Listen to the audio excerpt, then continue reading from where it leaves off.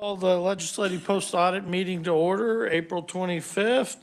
I want to thank everybody for being here. Let everybody know we are live streaming. It's 1:30, and to use your mics and then turn them off. Don't want to forget, sign your vouchers and send them over. We'll go ahead and move on to our performance audits and evaluations. First one, child support. Amanda.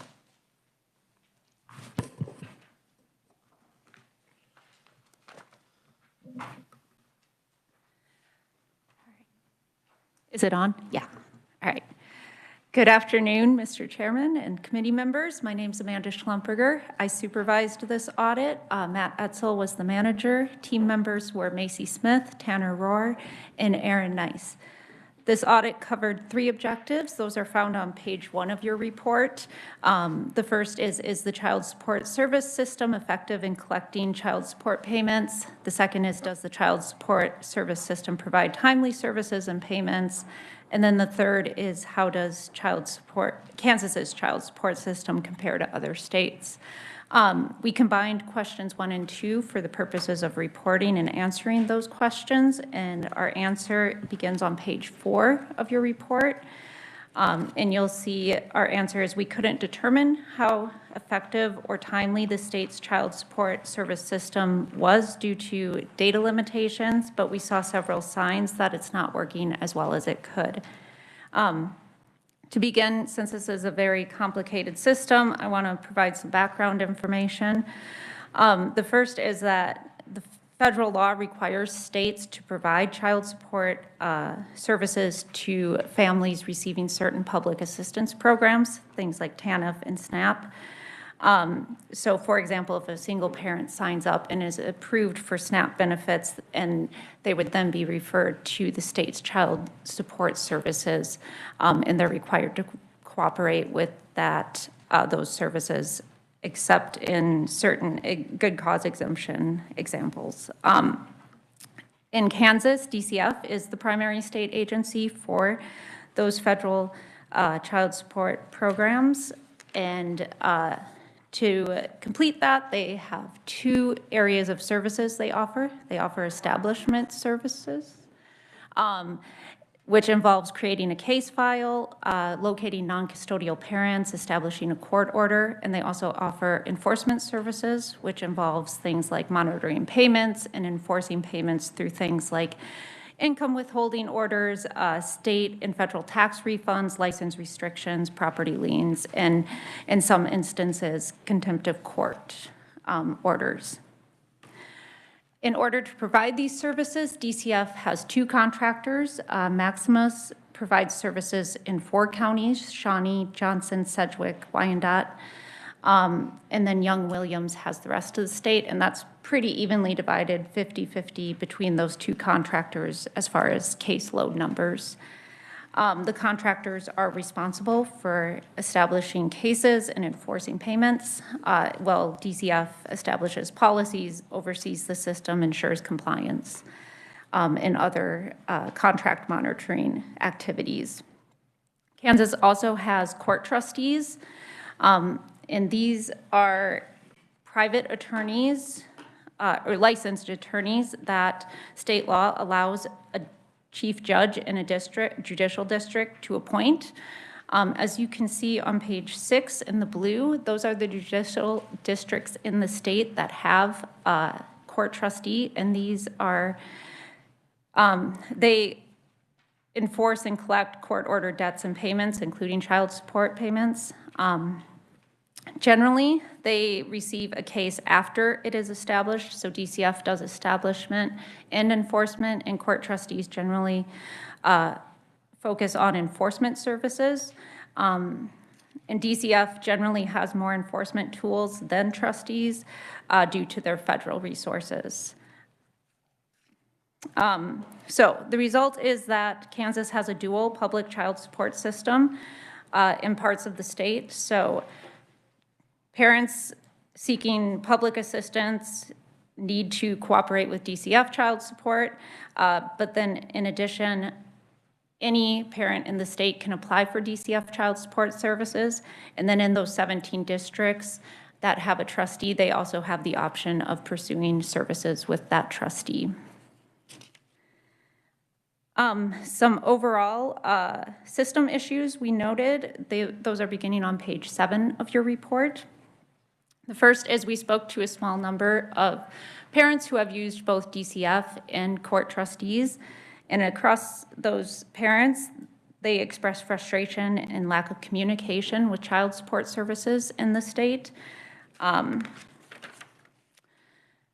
6 of the 11 parents we spoke with who had used DCF services were dissatisfied and noted communication issues, lost paperwork. You can see their comments at the bottom of page 7 and top of page 8 of the report.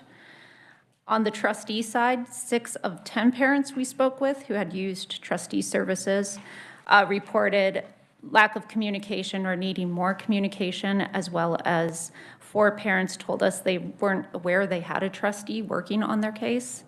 And those comments are on page 8. Finally, the parents we spoke with, those that were satisfied or neutral towards their experiences with DCF or trustees across the board, expressed being hopeful about getting payments and satisfied that they had someone working on their case. So we also found that this dual track child support system in the state may create unequal costs for some Kansas parents. So DCF does not charge for their services. They are funded through state and federal dollars. And then trustees do not receive state or federal funding, and as such, they charge a fee. It's a % of each child support payment, and it ranges from 3 to 5% in the state. State law does prevent that from being higher than 5%, that fee that's attached to those services. So Kansas's dual track system prevented us from evaluating the system as a whole. We were asked to evaluate the state's child support system, and as part of this work, determine if one provider was more efficient and effective than another. The trustee system has no statutory requirements to collect consistent performance data. Each trustee offers slightly different services and has slightly different processes, so they're doing different things in each district that has a trustee. So there was no consistent data to collect across the trustees, and then in comparison to DCF, the systems were very different. So it's hard to make a reliable comparison between the two. That's not to say trustees aren't keeping data and that they're not monitoring performance, just that there's no consistent way of measuring it across the state as it stands. So due to that lack of complete statewide data, we focused on DCF for the rest of this report and presentation. And that begins on page 10 of your report. And you'll see we found several issues associated with DCF effectiveness and timeliness. First is that we were limited in what we could evaluate for DCF due to their limited data, which is related to their outdated computer system. It prevented us from getting timely and effective, evaluating timely and effective services. DCF collects much of this data we asked for. However, their system is nearly 25 years old, and it runs on a mainframe and requires extensive training to use and manual user input and other extensive time to query and staff resources. So we weren't able to get case level detailed data. DCF officials are aware of the limitations of their case management system. In 2020, DCF received an independent evaluation from Midwest Evaluation and Research. And they had similar obstacles in obtaining detailed child support data from DCF, and they recommended that DCF update their computer or their case management system.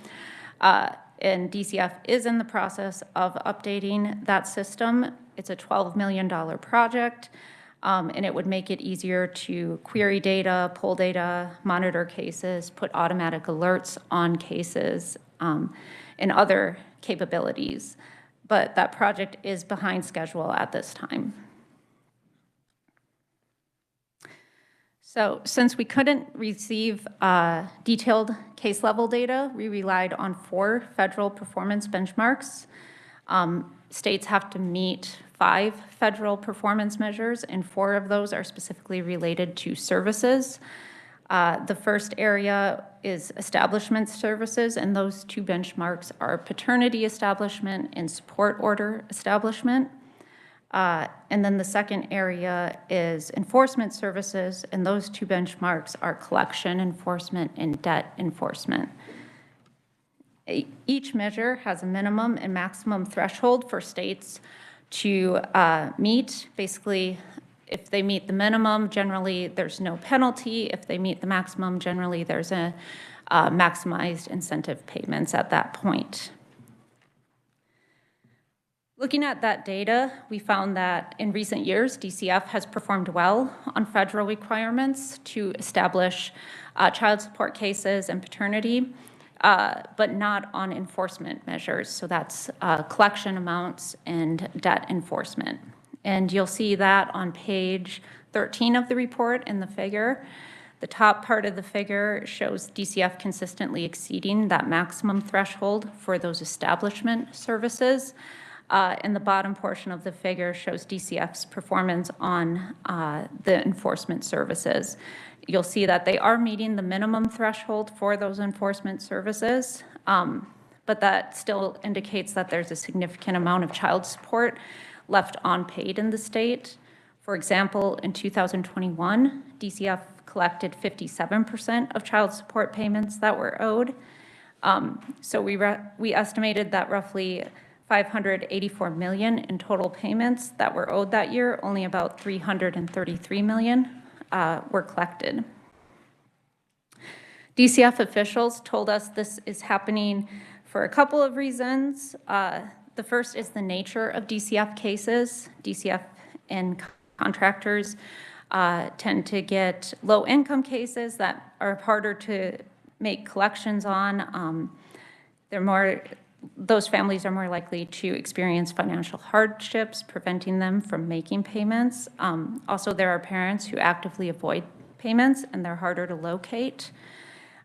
Most of DCF and contractors' actions also require court approval, which can slow their collection efforts down as well. On the bottom of page 14, you'll see we identified a couple issues related to DCF's child support system and process that also may affect timeliness and effectiveness. The first is that DCF doesn't have many tools to quickly identify and address delinquent payments. And this is related to their computer system. DCF officials told us that they have reports and they monitor cases. However, it is difficult with their current computer system to get automatic real-time alerts set up when a payment becomes delinquent or action needs to be taken in a case. In this sense, DCF has to rely on parents to call in and let them know if a payment hasn't come through or wait for monitoring services to catch up. And then we also found that DCF's use of federal performance measures to monitor contract performance is too simplistic to identify poor performance. When privatizing a state function, it's important to establish strong performance metrics, and we found that DCF's performance metrics around timeliness and effectiveness are those 5 federal performance metrics we've been talking about, which aren't enough to identify performance issues.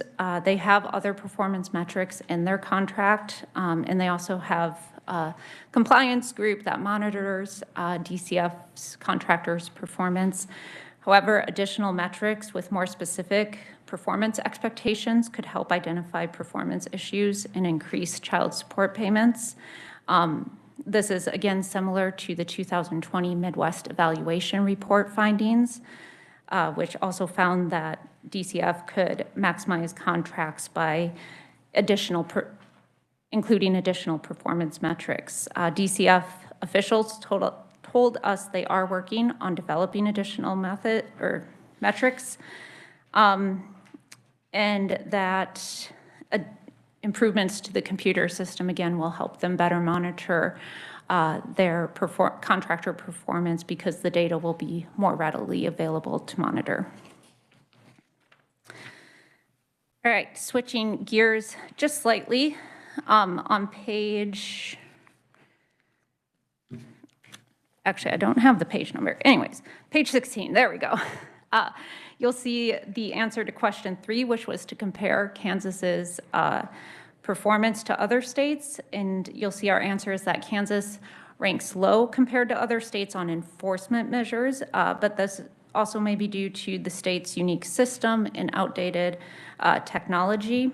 So we found that DCF generally, when we compared them to all other 49 states, that DCF generally performs in the middle nationally for establishment metrics and services, but ranked near the bottom on the 2 enforcement metrics, which was, again, collections and debt enforcement. For example, Kansas collected 57% of payments compared to the 84% in Pennsylvania and the low of 51% in Louisiana. You can see this on the figure on page 17 of the report. And also, that just shows collections, but if you go to the website, you'll be able to see DCF's ranking in each of the 4 federal metrics we looked at. So DCF's trustee option appears to be unique to other states, which may skew these national performance metrics. DCF's dual track system means that not all non-required child support cases end up with DCF. Instead, trustees also have a portion of the state's cases, which may skew the data that is presented in those national metrics, because trustees typically handle cases that may require less enforcement or intervention, whereas conversely, DCF tends to handle more complex cases or more low-income cases.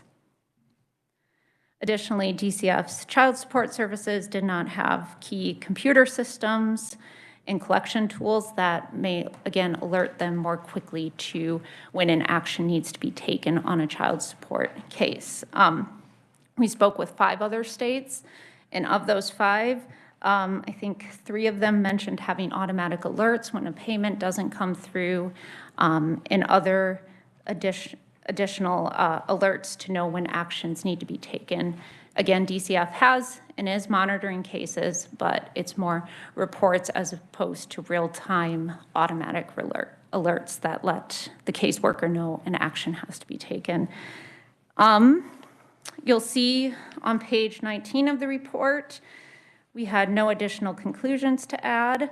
There is one recommendation for the legislator to consider regarding monitoring DCF's case management upgrade. And then finally, on page 19, at the bottom, begins DCF's response to the audit. And with that, I'm happy to answer any questions. Questions? Thompson? Thank you, Mr. Vice Chair, I guess. There we go. Whichever you are today. Thank you for the report. I just want to clarify, in the trustee system, the fees come out of the child support, is that correct? So that reduces the amount to the parent or child receiving that support, is that true? That is my understanding. Okay. That's correct. All righty. And then with regard to the computer system, We keep hearing year after year after year, it's the old computer system. Are there any potential web-based solutions? And maybe this is a question for the representatives from DCF to see. It looks like Oregon, for example, and Nebraska are using suspending driver's license as one potential option. And I guess I'll hold those questions for Probably the, hold them. yeah. There's someone here. Okay. Are there any further questions for Amanda on the audit? Thank you. We do have representatives from DCF office here. I don't know. I want to step up.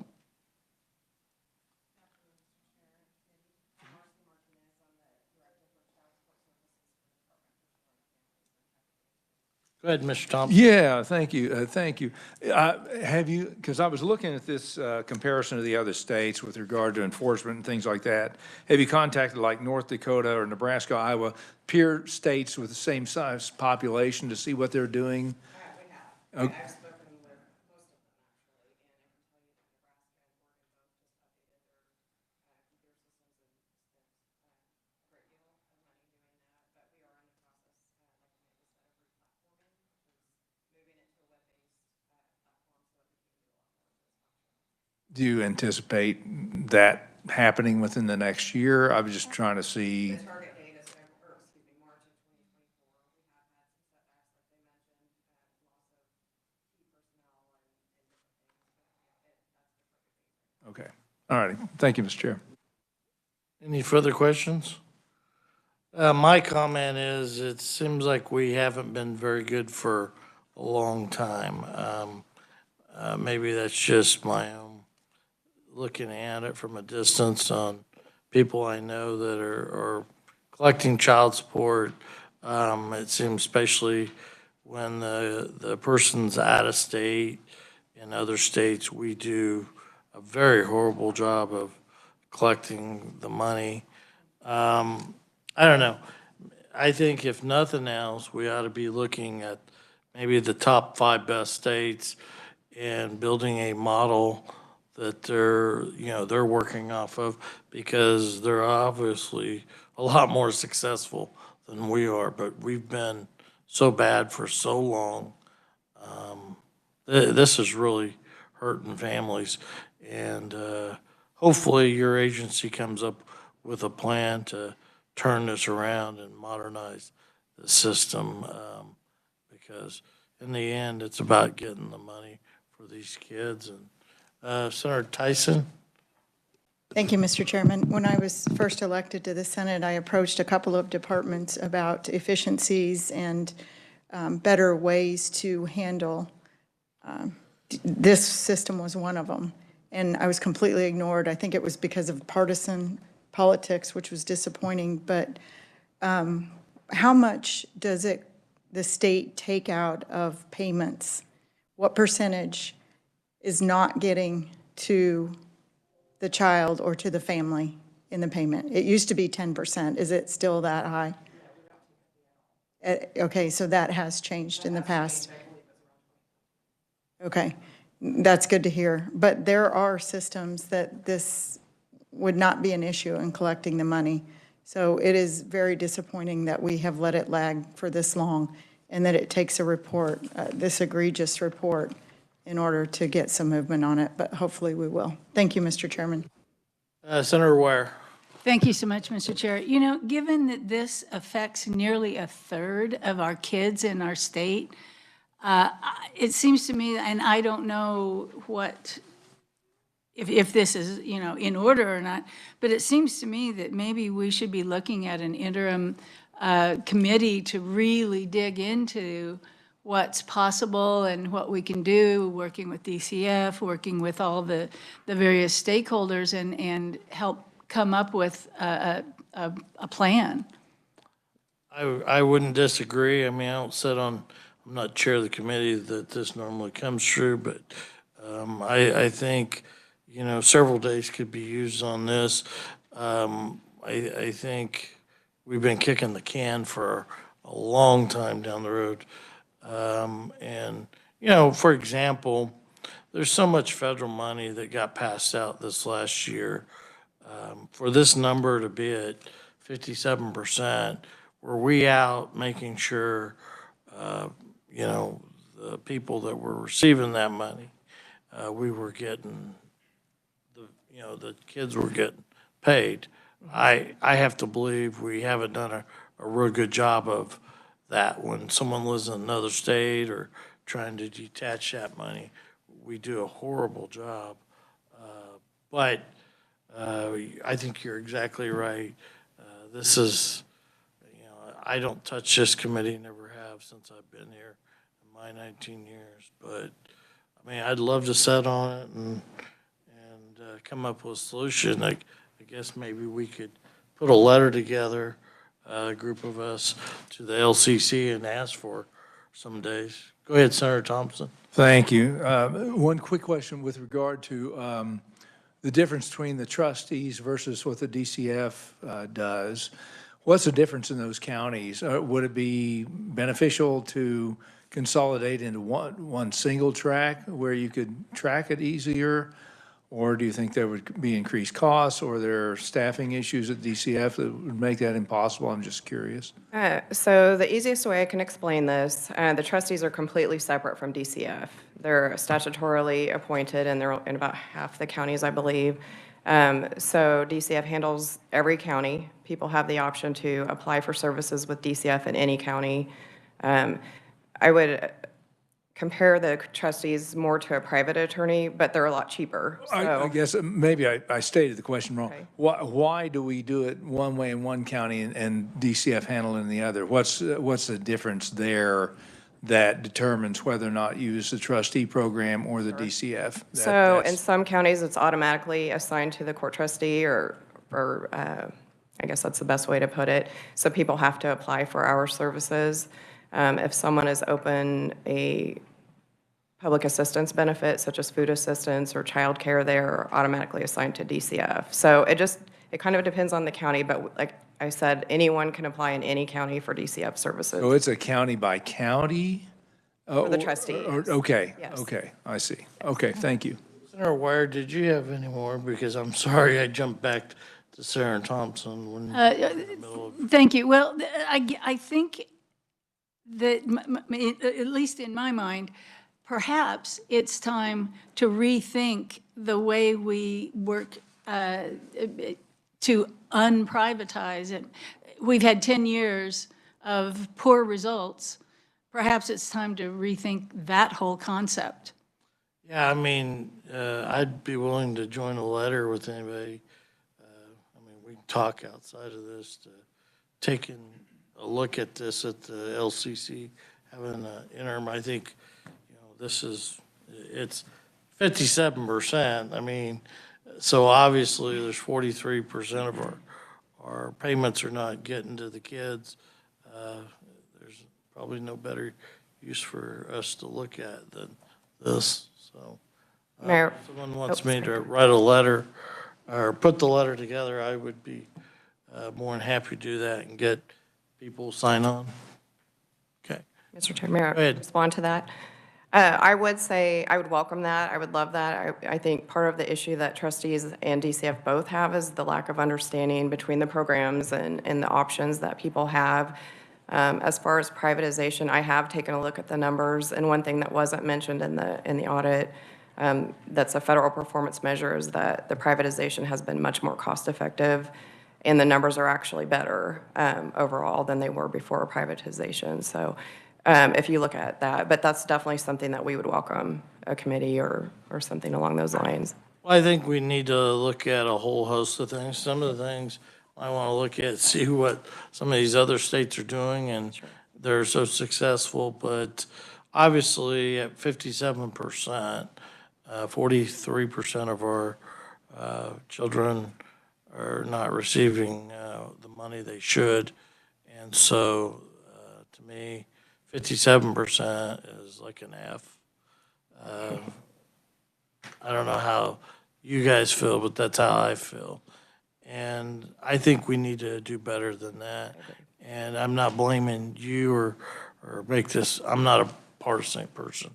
I think we got an opportunity today to make improvement. And so I'm going to put a letter together and get as many people as that want. And hopefully our colleagues and leadership will see the wisdom, see if we can't come up with some solutions to change that number and improve it. Representative Probst. Thank you, Mr. Chair. I have a question. I want to make sure I understand something. So payments go through the Kansas Payment Center, right? But then that's not working very well. KPC is not flagging that for DCF when those payments aren't made. Because to me, that seems like an automatic thing, that if a payment's scheduled and KPC has that information and a payment's not made, that it would then trigger something at DCF. Is that not happening now? Mr. Chair. So the Kansas Payment Center is purely a distribution of payments. They don't handle any of the case management. That's the way all states are set up. So, and they handle it for court trustees as well and private cases. So the money comes into them and it goes back out where it's supposed to go. So everything case management wise is within our own system. So KPC then, they're just a flow through for money. Correct. There's nothing in their system that says this is what the court order indicates for payment. They And would if have that's the not amount. met- I'm sorry to interrupt. Oh, no, you're fine, you're Yeah. fine. But there's nothing to indicate to KPC if a payment's missed that there isn't a change in the court order, that they don't flag anything. Is that right? Okay. Okay, further questions or comments? Okay, thank you. Thank you. Thank you, Amanda, for that. We'll move on. Follow-up, Tanner, LPA's presenting. What are we following up? Yeah. Good afternoon, Mr. Chair or Vice Chair, and members of the committee. My name is Tanner Rohr, and I'm here to present the annual follow-up audit. I was the supervisor for this audit, and Catherine Osterhaus was the audit manager. This audit has one question. To what extent have agencies implemented audit recommendations from selected performance audits in recent years? For this follow-up audit, we looked into 3 recent performance audits. We found that one of the 7 recommendations within these 3 audits have been fully implemented, and the rest were either partially implemented or not implemented. First, we'll discuss the 2019 at-risk education audit. This audit evaluated KSD's at-risk funding and expenditures process. Among other things, the 2019 audit found that at-risk spending did not appear to specifically address at-risk students as required by law. So the 2019 audit had 3 recommendations. And if you turn to page 5 in your report, you'll see a figure that outlines the recommendations and our findings. The first recommendation was that KSDE should ensure that any guidance they provide to school districts reflects current state law. We found that KSDE partially implemented this recommendation. KSDE does have a guidance document, but it does not fully reflect state law. The second recommendation was that KSDE should establish a process to determine any identified programs and practices are evidence-based and actually for at-risk students.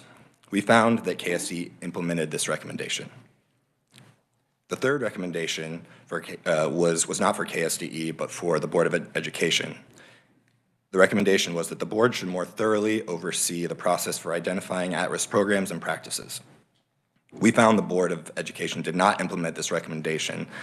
The board has not increased oversight of the process, but they did delegate that responsibility to KSDE staff. The second audit recommendations we looked at were from our 2020 price verification inspections audit. The audit evaluated the Marketplace Equity Protection Program within Kansas Department of Agriculture's Weights and Measures Division. This program is responsible for overseeing the accuracy of large and small scales, as well as point-of-sale systems across the state of Kansas. The audit found that retail businesses failed most price verification inspections, and that KDA did not respond consistently to those failures. So the 2020 audit had 3 recommendations, and if you turn to page 7, you'll see a figure outlining the recommendations and our findings. The first recommendation was that KDA should use program data to develop a more effective inspection strategy. We determined KDA partially implemented this recommendation. KDA did develop a document to help track inspections, but did not actually document a strategy to outline criteria inspectors must follow for choosing inspection locations. The second recommendation was that KDA should do a staffing analysis to estimate the cost of implementing its desired inspection strategy, and that KDA should use that analysis to inform future budget requests. We found, again, that KDA partially implemented this recommendation. KDA did complete an analysis, but has not yet used it to inform any budget requests. The third recommendation was that KDA should create a strategy for issuing legal orders timely and consistently, and that this strategy should clearly identify when KDA will issue legal orders and clearly identify when KDA will issue legal orders, and then this strategy overall should reflect KDA's resources. We found KDA partially implemented this recommendation. KDA did develop an escalation strategy, but it doesn't address timeframes or deadlines and does not address some other parts of the recommendation.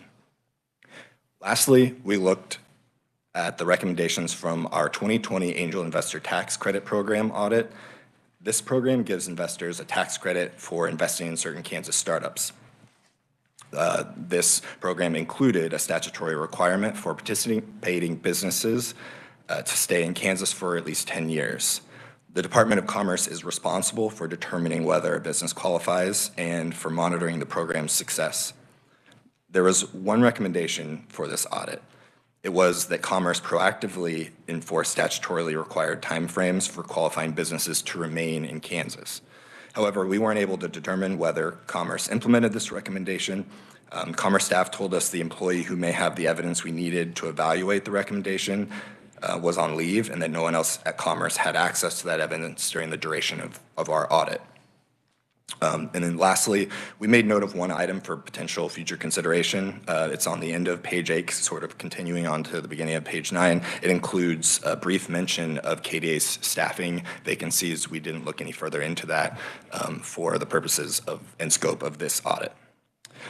That's all that I have, and I'll be happy to answer any questions you have. Questions for Tanner? Not seeing any.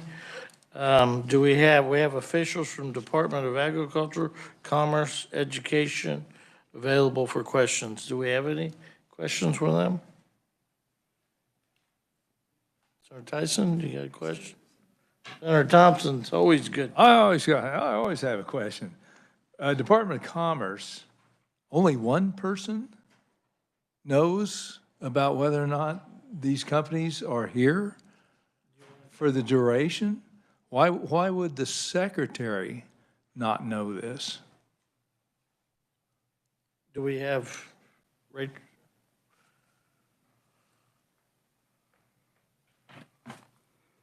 Go ahead. Hi, Chairman. Rachel Willis, Director of Legislative Affairs for the Department of Commerce.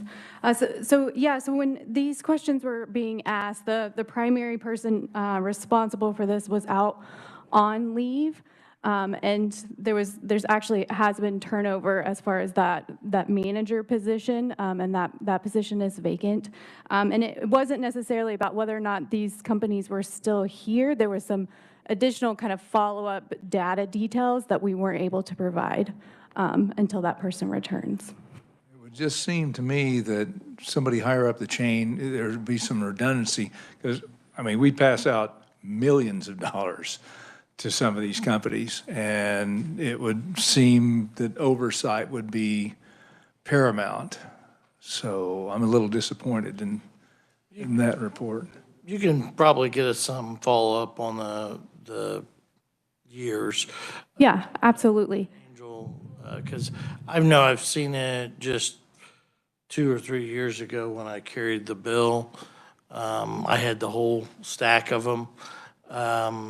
Yeah, I mean, I don't think the secretary would know offhand, because the secretary in the last 10 years, there's been 3 or 4 secretaries. So, Yes. But I know they have them because I carried the bill 2 or 3 years ago to redo the Angel tax credit, and they got every tax credit in the year it was done. So now, probably ought to think about building some redundancy in there where more than one person has that information or access to it. Yes, absolutely. We'll follow up. Thank you. Go ahead, Senator Tyson. Thank you, Mr. Chairman, thank you. You know, all three of these reports are very disappointing. We're wasting our time on legislative post-audit and coming back with results. So is there going to be a second look or a third bite at the apple?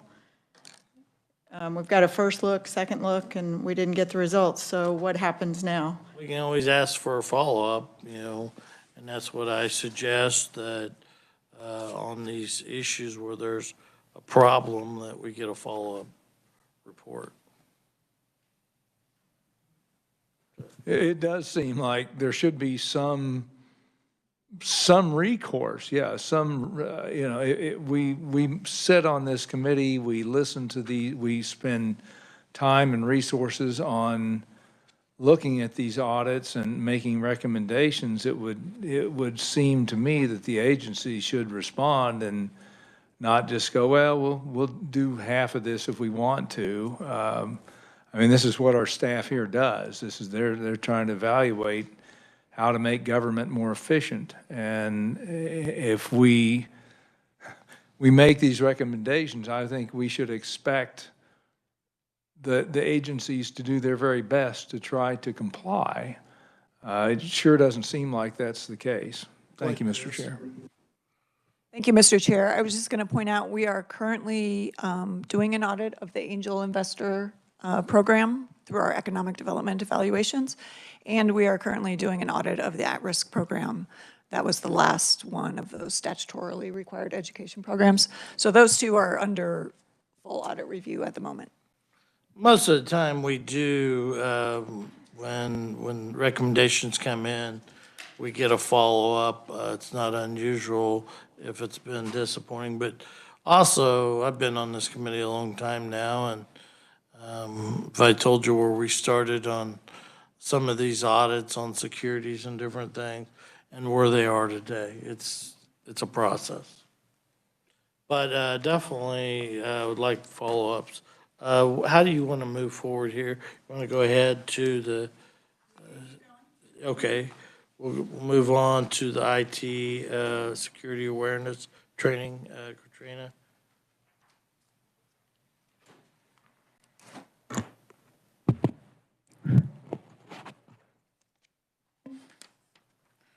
Thank you, Mr. Chair, members of the committee. We wanted to just take a few minutes to do a quick security awareness primer with you, your committee members, for us. The document that I'll be talking from is in tab A in your notebooks. The reason really why we want to do this security awareness primer with you all is that the Information Technology Executive Council, or ITEC for short, requires all state agencies to follow certain security standards, as you know, through our IT audits. And one of those is periodic security awareness training. Now, you're not necessarily state agencies, but you are, based on the definition in ITEC, a user, because a user definition in ITEC is not just employees, but also contractors, as well as other agents acting on behalf of the state. So that's kind of where you come in. And then thirdly, obviously, this is one of those areas where we always preach to our auditees when we go in and check this. And so we oftentimes hear that it's hard to do. And so we wanted to kind of prove that security awareness training is not that hard to do. Obviously, you're getting the condensed version today, just 10 minutes of it. But just to kind of show that we're going the extra mile to make sure that we actually follow ITEC and extend security awareness training to our users, which you are. So this presentation will address the 12 areas that are required by state security standards. So those 12 are on slide 3 that you have in front of you. And hopefully that will increase your security awareness training at work, at home, and in discussions with others. So diving right into the first item, passwords. So with passwords, the new idea is, and it's probably not so new anymore, but really to use a passphrase rather than just a word. So a favorite quote out of a book, a quick poem, things like that. Or something like, auditors are awesome, exclamation mark. That would be fine too. Obviously, if you want to mix in a special character and some numbers, that will make it even more complex and more secure. And then thirdly, of course, do not share your passwords with anyone. It is something that IT folks already have access to your things. So if you get a question from an IT person about your password, it's probably a hoax. So don't give them that information. Moving to item 2, privacy and sensitive information. So obviously, public settings do create risks. So whether that's at the airport, doing work on your computer, or just in general discussions. So you want to be careful and do not share sensitive information with others that are not privy to that, either inadvertently or in conversations, not necessarily knowing what that person is privy to or not. And again, and I'm going to say this 1,000 times probably, encrypting your data is really your friend here. Moving to physical security, here you wanted to be aware of piggybacking. This involves basically somebody sliding in behind you, maybe here at the Capitol, through the side door. That's something that is sometimes used by hackers to gain access to areas they should not have access to. And another item here, and I'm sure this is not happening, but unfortunately we still see it when we do our security training and audits, but do not use sticky notes and put them on your computer monitor.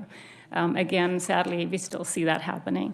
And then lastly in this area is shredding sensitive information, so that's really important. And actually a really good segue to number 4, social engineering, because dumpster diving is a thing.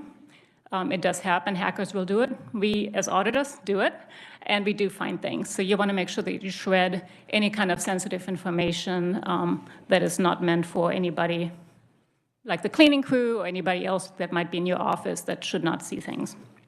Also under social engineering, a reminder to not click any links. Those are called phishing attacks. They're very quite a lot of them happening these days. And you want to make sure that you always verify that you're expecting the email and not clicking on any links or attachments from unknown sources. And then lastly, we have that down there, baiting with USB drives. Now that's maybe not as frequent or known, but you might go to a conference or you might get a goodie bag with a USB drive. You'll want to be careful with those because they may actually have some viruses or malware loaded on them. So, yes, it's free, but it could come with a price, so be aware of that. Moving to identity theft, of course, everything we're talking about here is trying to not have that happen, but one of the big things, again, here is using complex passwords for any kind of important accounts that you might have, your bank accounts, tax information, things of that nature, and also to make sure that you use different passwords for different accounts that you have. And then the second item there is to check or even lock your credit. That's really important as a preventative measure as well. And then the last one, of course, if it does happen and you have had your identity stolen, is to remember to report that to the necessary authorities so that you can get on the watch lists and maybe even get free credit reporting and so on and so forth. But that's another reminder for that. Moving on to email usage, number 6. Using a strong spam filter helps. Obviously, that also helps clutter, keeps the clutter down, but also any kind of emails that might have a payload that's undesirable to kind of keep that at bay. And then secondly, again, do not click on any links or attachments. I cannot emphasize that enough. It's really, really tempting. Sometimes these emails come with urgencies and, try to make you click without thinking. And so always slow down and think about, is this really something that you expected and that you need to respond to. And then thirdly, there is do not send confidential information via regular email. Just a reminder, there are special programs for that kind of stuff as well. That gets us to number 7, internet usage. Just as a reminder to disable pop-ups, which will help kind of, again, keep the risks down. Using only secure websites for payments, that's another good reminder. And then lastly, an idea about changing the default password that might come on your home router. So that's another way to reduce the risk. Moving on to viruses and malware, number 8. Keeping the antivirus software updated is quite important, and then also not installing suspicious programs or applications. Obviously, that's key there. And if you are kind of in a public area, like maybe at a hotel, at a conference, or at the library, things like that, and you happen to use a public computer, be really careful about not storing your passwords or any of that stuff into those machines as well. Moving on to number 9, software usage, copyrights, and file sharing. Here we wanted to emphasize to not use unlicensed software. I'm not quite sure that's a big risk for you all, but it is part of our thing, so we're going to just go through this. And then secondly, to be aware of copyrighted material. And lastly, wanted to remind you that file sharing programs such as Dropbox can create risks. They can include malware, especially if there is a group involved and you don't necessarily know the other participants and their security. So that is one way that bad things can be shared, and it's like a disease. Things can get shared pretty quickly. All right, moving on to number 10, personal portable devices. So these are your phones, your tablets, things like that. You'll want to be sure to enable all the security features that you can. Always install your updates as required. Usually those updates have been tested quite a bit, so they should be safe, and usually have security upgrades as well. And then lastly, again, encrypting your device to make sure that you use all the necessary available safety risks there. And then actually it talks about on number 11, their proper use of encryption devices. Wanted to stress that encryption does protect your data as well as your entire device. So if you do have that enabled, it essentially becomes a big paperweight if the encryption is a good program. And that can happen two ways. You can either add additional software, such as BitLocker, which is an encryption program, or rely on the hardware that comes with your device. Like Apple, iPhone has like the Face ID these days, which unlocks your device. That's your encryption. And that gets us to the last item, reporting suspicious activity and abuse. Here, the reminder is the saying, see something, say something. So IT security is only as good as the weakest link, and everybody needs to be aware and understand that they're responsible to speak up. So whether you see somebody sliding in behind somebody that's not authorized, if you see somebody rummaging through trash, anything that might just look a little suspicious, it's better to say something. And then lastly, know who you're supposed to report that information to. That helps. And that was a really quick run through on security awareness training. Any questions? I'll stand for those. We have questions. Senator Thompson? Thank you. Thank you very much. Very good. Do we know if our laptops, our legislative laptops, have encryption? I haven't used it, and I'm just kind of curious. Who would know? IT department? I would check in with Lois. I am pretty sure, but I'm a little bit out of my league here. I'm pretty sure that they should have encryption on there. But I've never concerned myself with your kinds of stuff. So like if we're sending an email from our legislative laptop, that is it automatically encrypted? No, this is two different things we're talking about. So the laptop encryption is one way, but when you're sending emails, it really requires an encryption protocol, like an email protocol. That's something that Lois might help you with. Okay, thank you. Further questions? Great report. Thank you. Okay, we'll move on to the consent calendar, and that's in tab B. Go ahead, Christian. Thank you, Mr. Vice Chair and rest of the committee. Today on the consent calendar, there's a few items. So that's in tab B of the notebooks that you all have. The first item would be approval of the minutes. So this is my bad, but I should have had you all approve 2 sets of minutes at the last meeting. I forgot one of them. So I'm asking you to approve both sets today.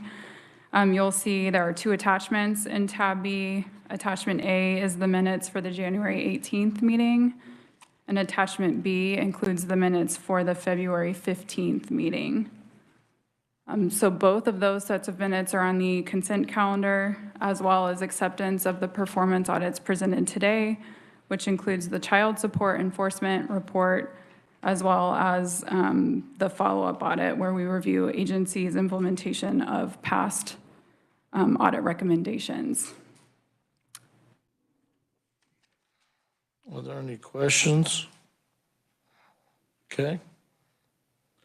No questions.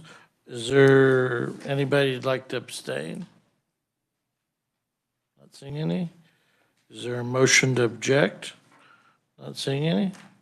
They're passed. I think we're ready. Do we want to take 5 minutes with our coming up? Okay.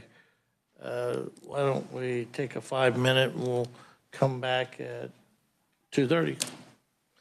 And I will work on that letter the next day or two. Support.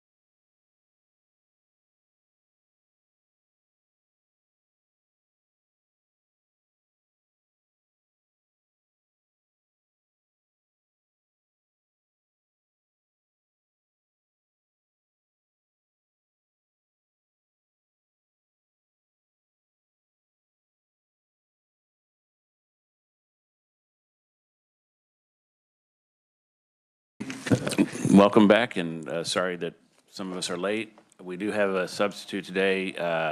Representative Sutton is going to substitute for Representative Francis because he wasn't going to be here earlier today, but when we moved it, now Representative Francis is back, but we've already substituted, so Sutton will be here soon.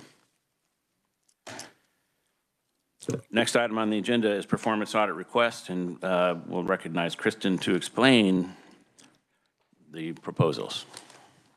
All right, thank you, Mr. Chair, members of the committee. So I am going to walk you through tab C and tab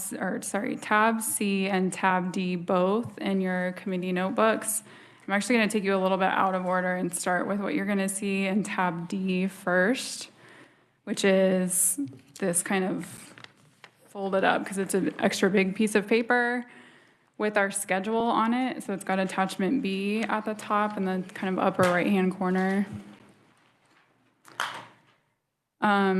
So I thought I would start here just to kind of give you all some context and maybe head off a few questions that you all might have before we actually start going through each of the topics that you have to consider today. So in terms of where we're at in our current audit schedule, as you'll see on this graphic, those kind of more darker shaded red and blue boxes are projects that we currently have going on. And then if you look out to the right-hand side, you're gonna notice some they look kind of pink, but they're lighter shaded red boxes. Those are our audits that are statutorily required that we will have to do. So you'll notice one of those two is economic development incentive evaluations. You all have already approved that audit because it covers a 3-year period. And then you'll see CAPERS is in a kind of dashed box there. That is one of the statutory requirements that we're going to ask you all to select today. So that's kind of an overview of the schedule, and what we're looking for you all to do today is to select topics, basically fill in that white space that's left there between kind of where we're at today and would take us through April of 2024. So we think that to do that, we'll ask you to select about 7 audit topics. I would mention that 7 is pretty tight. So the other thing that we're going to ask you all to do today after you select topics is just kind of give us a sense of what your highest and lowest priorities are so that if one of those ends up kind of running tight, we know which one would get bumped, probably. So that's attachment D. I'm going to switch back, tab D. I'm going to switch back to tab C, which is where those proposal topics reside. But before I kind of walk through another kind of couple of housekeeping items just for context, I would mention that so you all can still get audit topics and requests throughout the year. So anything that comes up later, let's say it's like this summer you get an audit topic, you would have the ability at that time to either select it and bump one of the choices that you made today, or you could choose not to approve it at that time, and instead I would kind of circle back to that requester and they could consider bringing it for the committee's consideration at the next spring meeting, which would be in April 2024, probably. And same thing for any of the topics that are on the list today. So anything you don't choose, that is a legislative request, I would at the end of this calendar year circle back to that requesting legislator, ask if it's something that they would like to resubmit for this committee's consideration in April of 2024. So there's kind of a few points to keep in mind. And now I will start taking you through the list you have in front of you in tab C. So there's kind of 2 components to that. You'll see that there's kind of 2 sections. The first section is kind of a summary table, and it just includes kind of a shorthand version of what the topics are, the main concerns behind it, and the questions that we would answer. And then at the back part of that packet, you're going to see the full proposal. It includes the full background section, the objectives we would be answering, and then the tentative methodology that we would use as we go through. So I'm going to start with this summary table. It's labeled Attachment A, and just kind of walk you through one by one, summarize what they are, and then I'll kind of chair, follow your lead, but if you want to take questions at the end or however you want to kind of work through this. Let's wait till the end. Okay.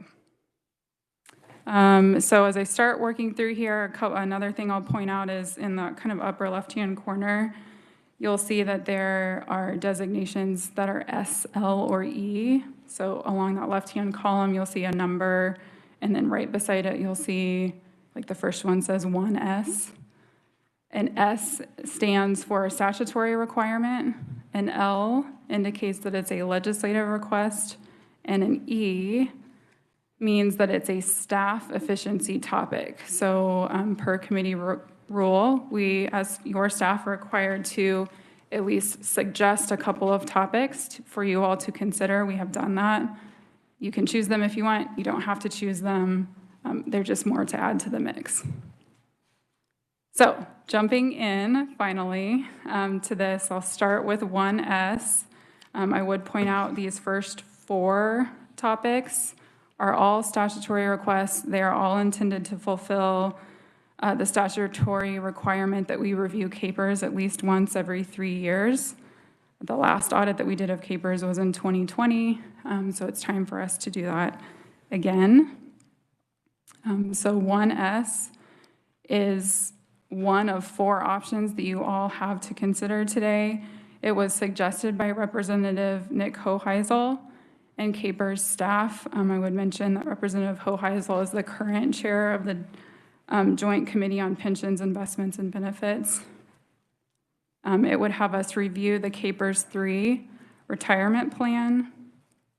So stakeholders have expressed interest in understanding how the CAPERS 3 plan compares to other plan designs in the marketplace, and stakeholders' opinions on things like the sufficiency of the CAPERS 3 plan and its impacts on employee recruitment and retention. So it would have us answer one question, which is how the CAPERS 3 plan compares to other retirement plan options on key metrics like actuarial costs and replacement ratios. 2S, this, I would say 2, 3, and 4S are all suggestions that came out of last year's Joint Committee on Pensions, Investments, and Benefits committee. In their opinion, they thought all 3 of these topics were worthy of your all's consideration today. In their committee report, they did note that 4S was kind of their lowest priority of the 3, but having said that all 3 were worth your all's consideration.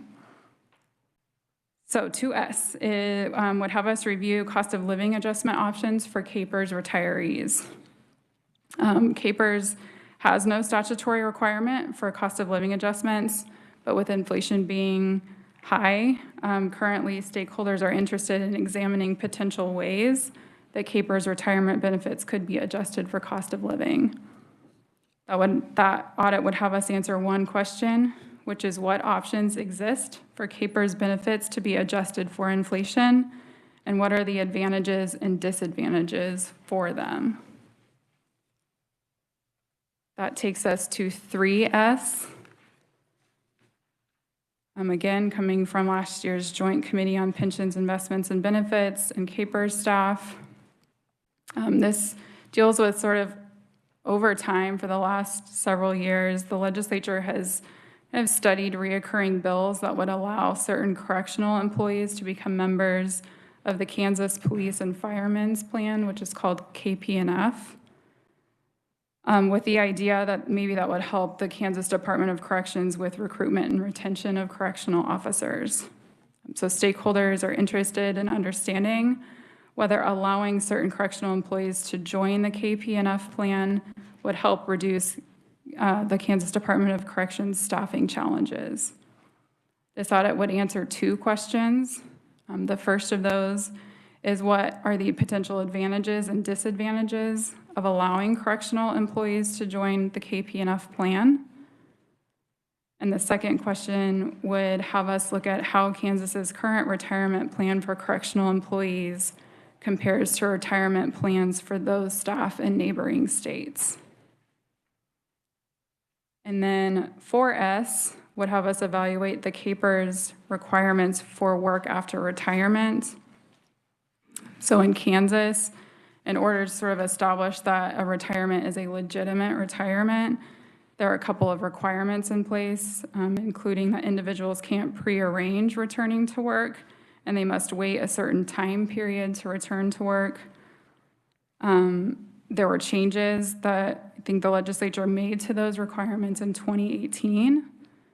And stakeholders have expressed interest in understanding how those work after retirement requirements compare to other states, and whether the changes to those requirements have helped retain or recruit staff to CAPER's covered positions. This audit would again include 2 questions. The first of those is, how do Kansas's work after retirement requirements compare to other states? And the second one is, what impacts have those 2018 changes to work after retirement requirements had on agencies and employees? So I'd note those are that is one statutory requirement. You have 4 options in front of you today. We're asking that you choose at least one of them. You could choose more than one if you want to, but we need you to choose at least one of those first 4. So now moving on to 5L. So unlike those first 4, which were statutory requests, this is kind of the beginning of the legislative requests. 5L would have us review the Department of Revenue's procedures to ensure correct payment of sales and compensating use taxes on motor vehicle sales. This was requested by Representative Carl Turner. We did find, this is one we have done an audit of, but it's been a long time ago, so almost 20 years ago. We did an audit and found that the Kansas Department of Revenue did not have adequate policies or practices to ensure that the state received the correct amount of sales and use taxes on vehicle sales. And legislators are interested in knowing whether and to what extent these kinds of issues still exist, and if the state isn't receiving the full amount of sales and use taxes that it should. This audit would have us look at one question, which is, does the Kansas Department of Revenue have adequate procedures to ensure all sales and compensating use taxes due on vehicle sales are remitted to the state? I would point out that this one, actually, I should have mentioned this earlier, but is a resubmit from last year. So this is one that Representative Turner did bring to the committee last year and is resubmitted for your all's consideration this year. Moving to 6L, and this is true of this one, and then all subsequent legislative requests. They are new requests to you all this year.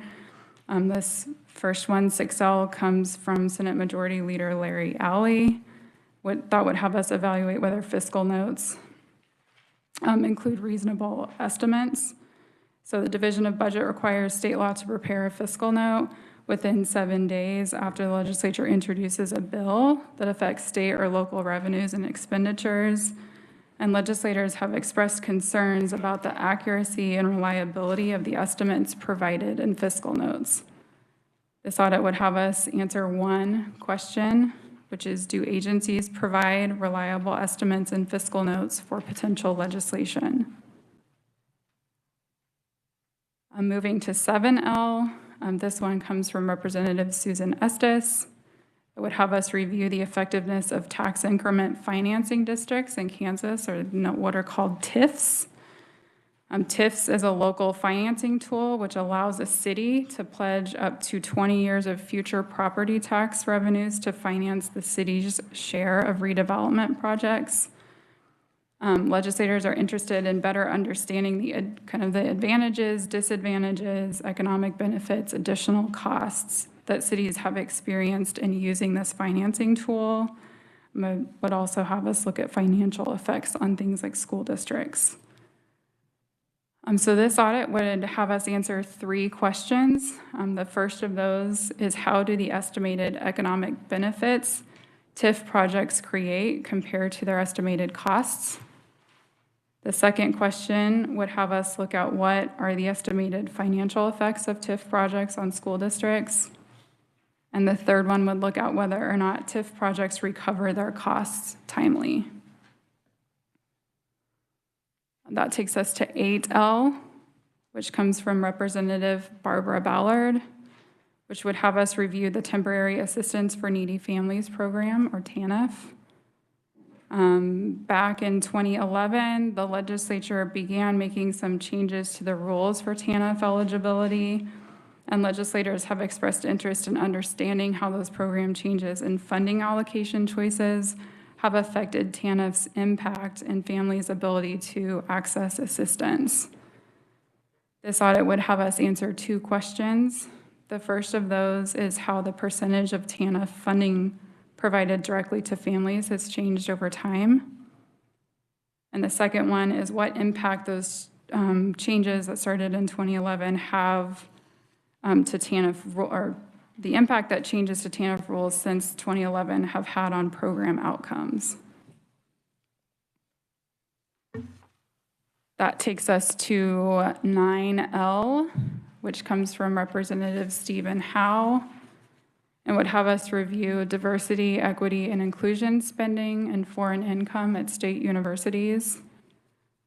Legislators have expressed interest in understanding how much state funding universities spend on diversity, equity, and inclusion offices and staff, as well as the amounts of contributions they receive from foreign entities. This audit would have us answer 2 questions.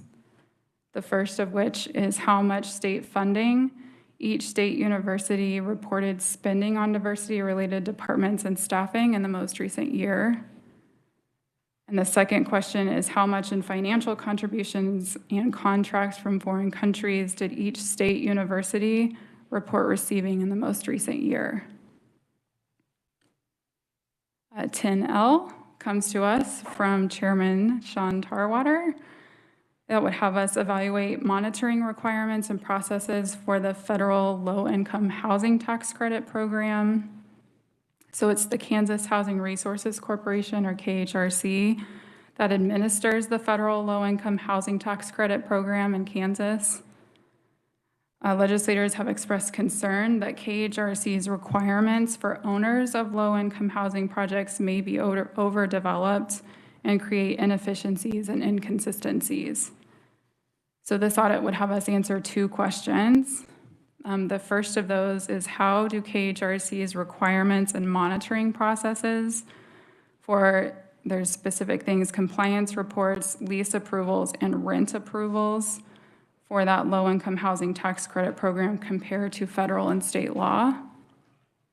And the second question would have us look at whether or not KHRC's requirements for reserves and land use restriction covenants are consistent across low-income tax credit housing developments. So that is all of the legislative requests. Now moving on to 11E, this is the first of the staff efficiency topics that we're bringing for you all to consider today. The first of those is reviewing the Board of Nursing's compliance with certain state requirements. So it's the Board of Nursing that licenses registered nurses, practical nurses, and mental health technicians. We sort of regularly go out and read other work that other audit shops are doing in other states, and many of them do review these sorts of licensing and regulatory boards. We, LPA, haven't reviewed the Board of Nursing in several decades, so we thought we would bring this as a suggestion. It would have us review whether the agency has complied with statutory and regulatory requirements related to its licensing and licensing renewal responsibilities for nurses and mental health technicians. So it would answer 1 question, which is, does the Board of Nursing comply with state requirements related to issuing licenses for nurses and mental health technicians? 12E is kind of in a similar vein, but instead of the Board of Nursing would have us review the Behavioral Sciences Regulatory Board's compliance with certain state requirements So again, it's been a number of years, several decades since LPA has reviewed. It's BSRB is their acronym. So this audit would have us answer one question, which is, does BSRB comply with state requirements related to issuing licenses for practitioners under the board's jurisdiction, which in their case includes things like psychologists, social workers, marriage and family therapists, addiction counselors, things like that. 13E is another staff topic. It would have us evaluate the Kansas Asset Seizure and Forfeiture Repository. So state law requires all state and local law enforcement agencies to report information about their seizure and forfeiture activities and proceeds to the KBI. And a local news article that we saw in early 2020 reported on several problems with that repository and potentially KBI's administration of it, including things like reports that were missing or reports that didn't include the required information. So in this audit, we would answer one question, which is the information in the Kansas Asset Seizure and Forfeiture Repository complete and accurate? And then 14E is the final audit topic that you all have to consider. Again, it's another staff topic. This is one that we are required by committee rule to put in front of you as well, which is similar to the audit Tanner presented today, where we followed up on agencies' implementation of past audit recommendations. So in particular, this one would have us look at 2 audits from 2022, one on the foster care program, and the other one on the economic impact statements audit that we released in 2022. So we would follow up on those recommendations and look at whether or not they've been implemented.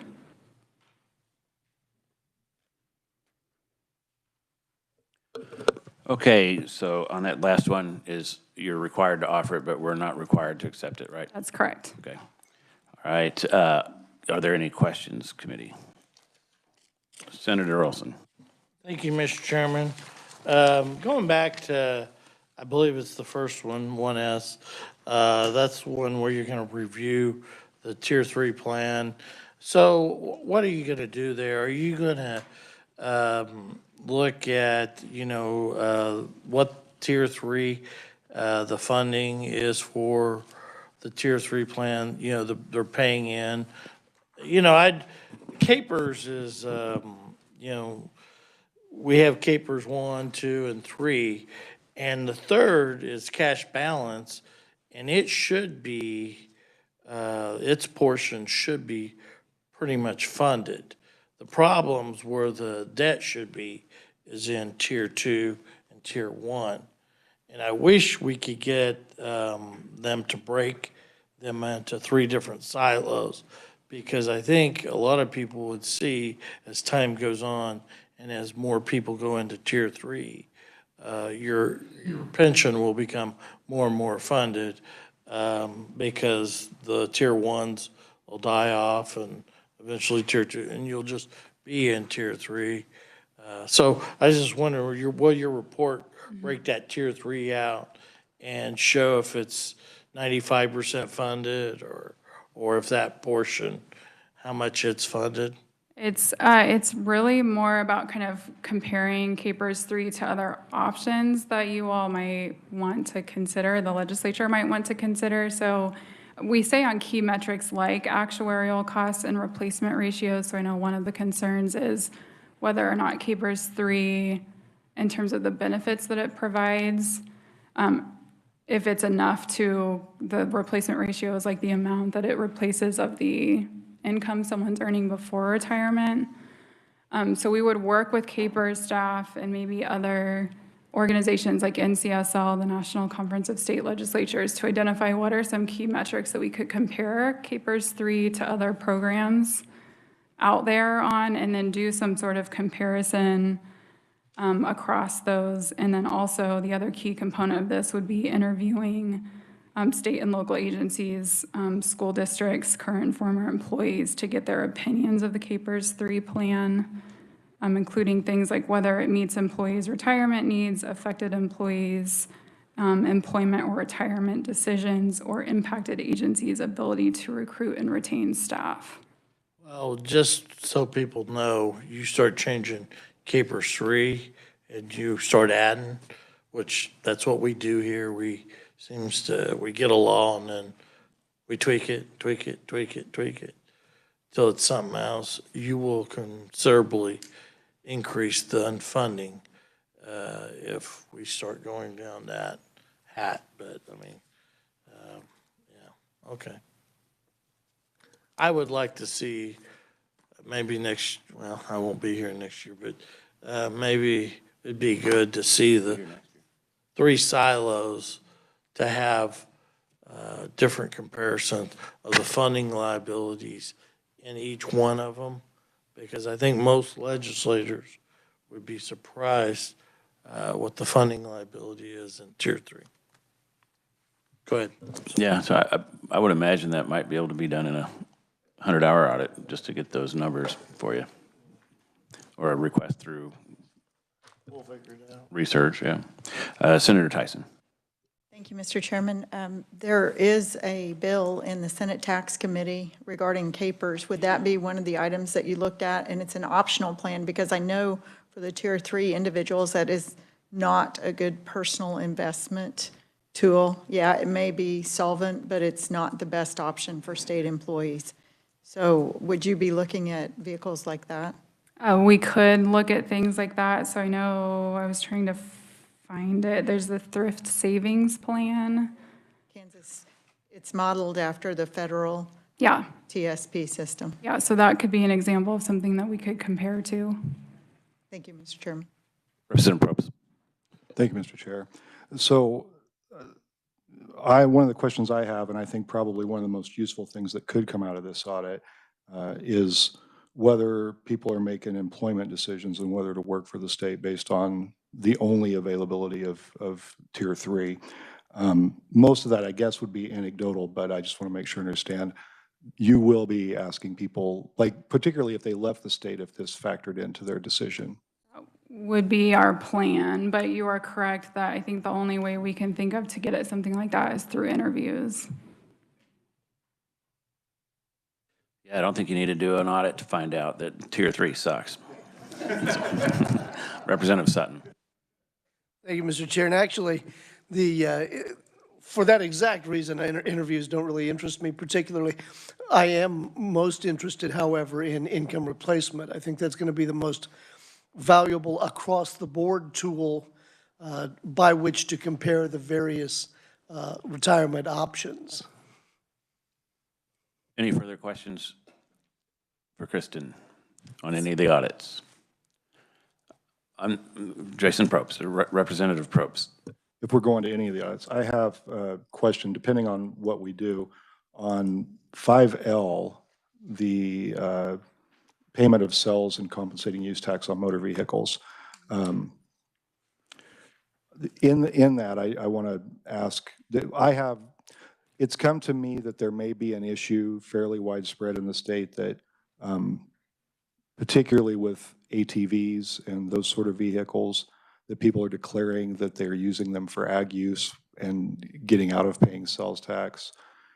Would it be a possibility that you do that, and property tax, well, and sales tax too, when they're purchasing these things? But I wonder if there's worth any examination on our process for determining whether something is actually being used for agriculture use. Because as my understanding it is now, it's a simple declaration at the time of purchase. So that work isn't envisioned in the current version of this. I'm not sure what it would add to do that, but I know that it is the committee's purview to also make changes to audit proposals if that's something that you all would want to add. All right, any further questions? Senator Tyson? Mr. Chairman, just an idea on, you said approximately 7 of these selected? Correct. So you're estimating that they're all about the same time frame? So the timeframes are in that summary table kind of along the right-hand side. So many of them are similar-ish in the sense that they're 3 to 4 months, but they vary from also 3 or 4 staff.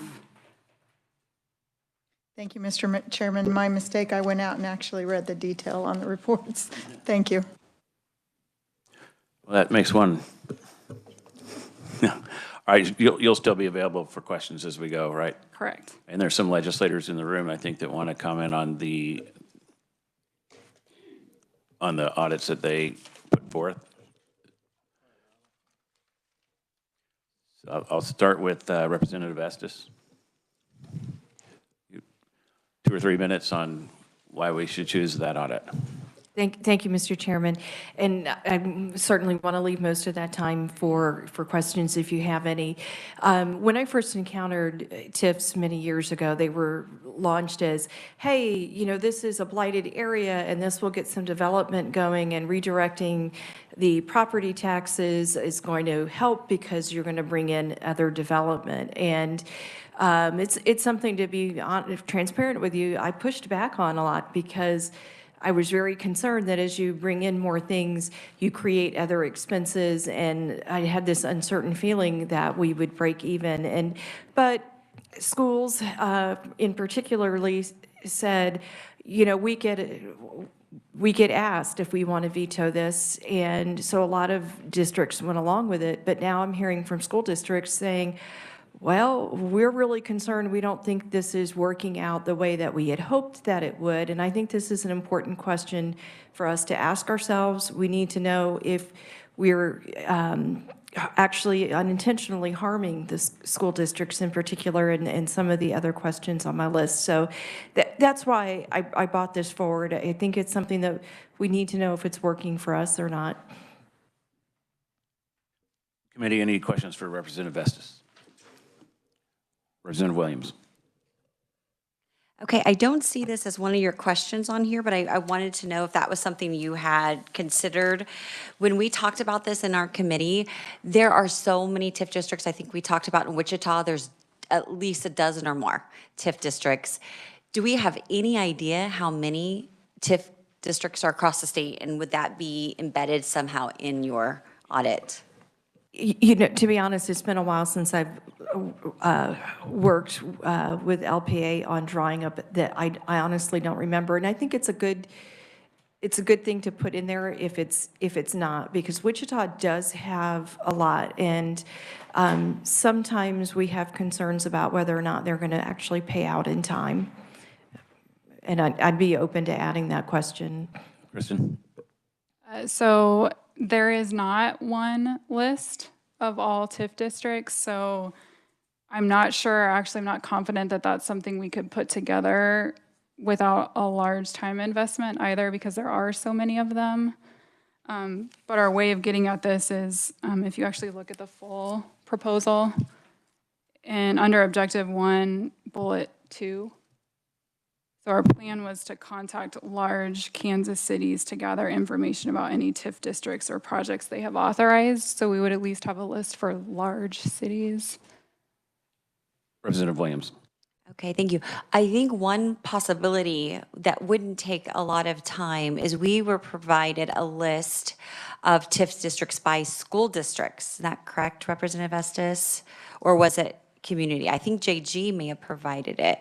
And I'm not 100% sure, but basically I think, and it's been a while, it was at the very beginning of the session, but I feel like the number was stunning.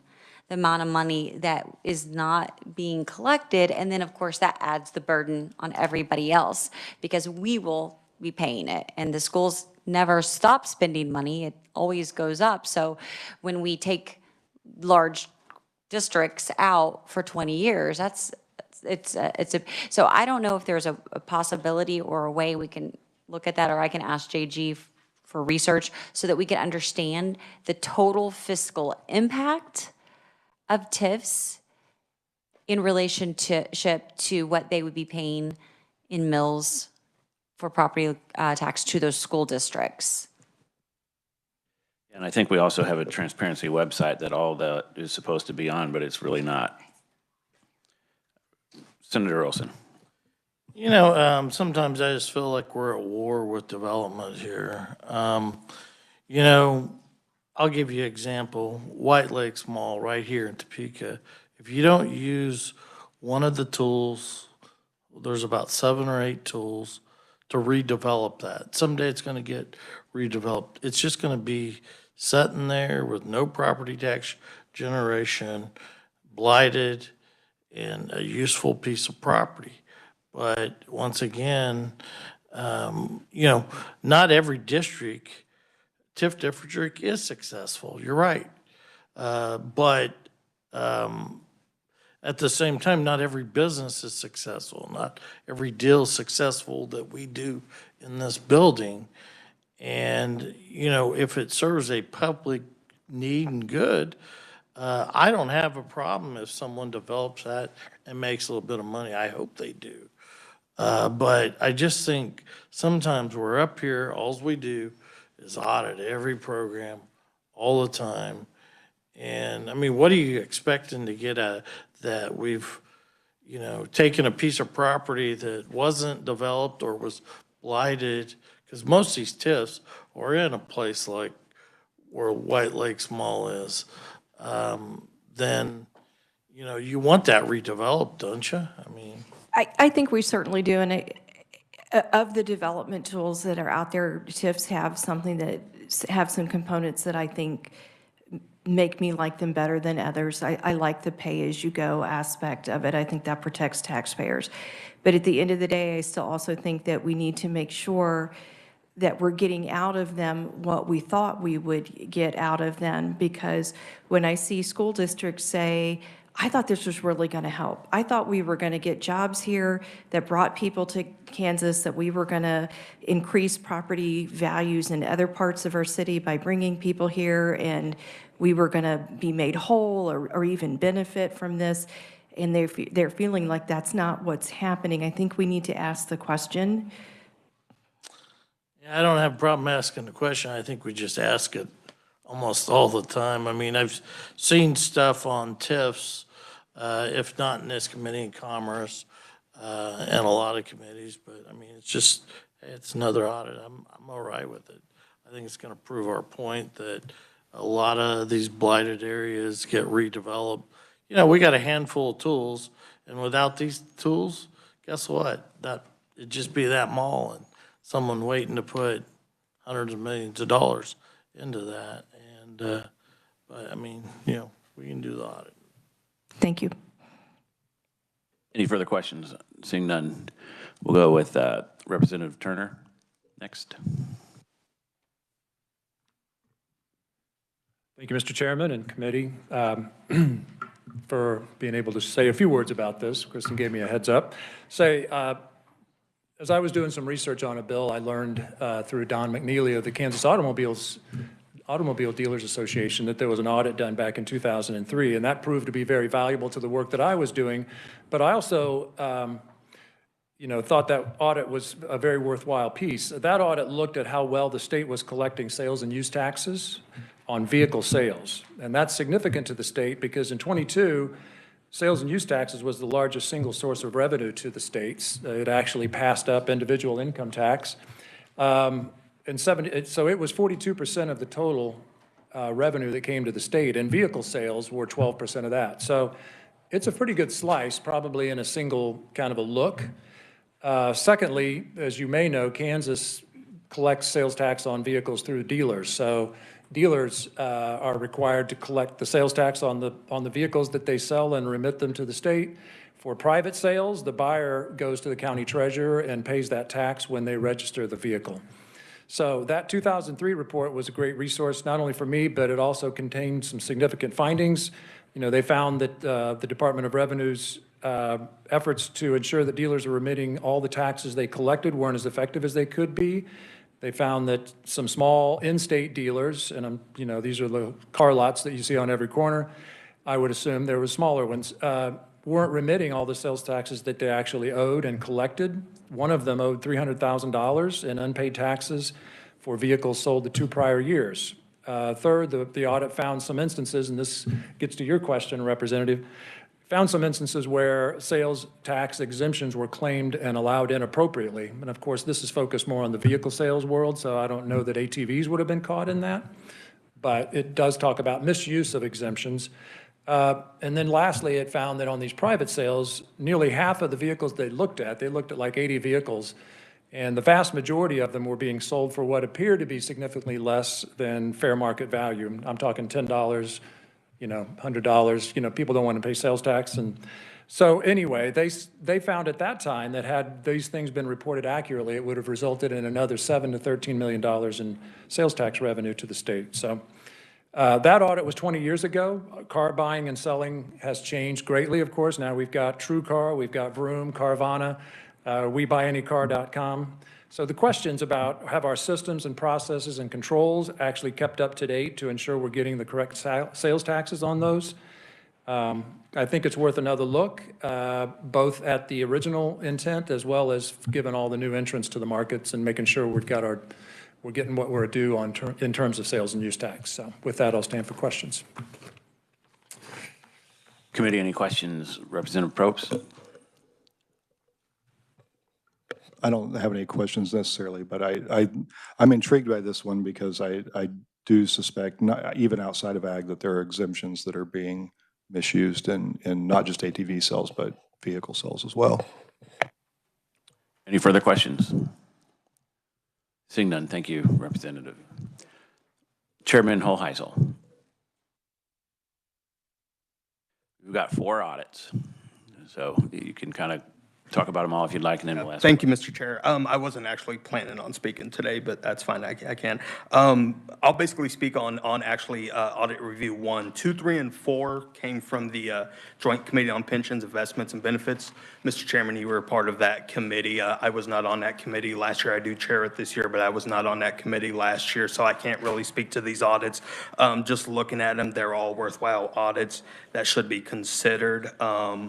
But I'll speak to the audit number 1, the 1S, real quick. Basically, we've heard a lot this year about Capers 3. I think, Mr. Chairman, you just made a comment that Capers 3 sucks. That has basically been conveyed to me by a number of folks on both sides of the aisle in both chambers, as well as our employers, talking to our employers, our county governments, folks that are in Capers.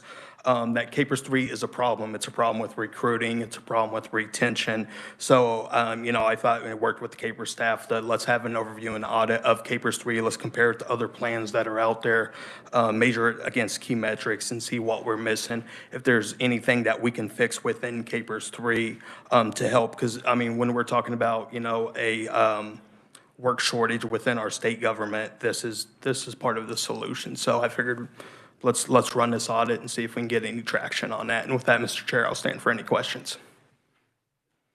Thank you, committee. Any questions for Chairman Hoheisel? Senator Thompson.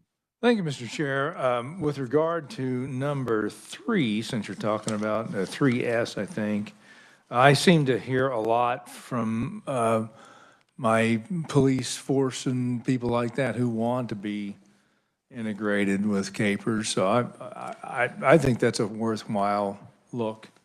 That 3S study is. Oh, you're talking just about 1S. Mr. Chairman, if I may.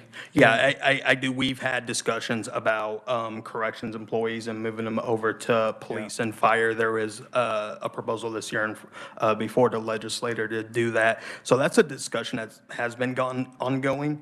I actually think of all 4, obviously 1S is my preferred one. I would say 3S would be my second preferred one to study that issue. That's good to know. Thank you. Thank you, Mr. Chair. Any further questions for the chairman? Seeing none. All right, thank you, Mr. Thank you, Chairman. sir, for speaking even though you didn't want to. Thank you, Mr. Chairman. Chairman Howe is here, I think, and he wanted to speak to his audit.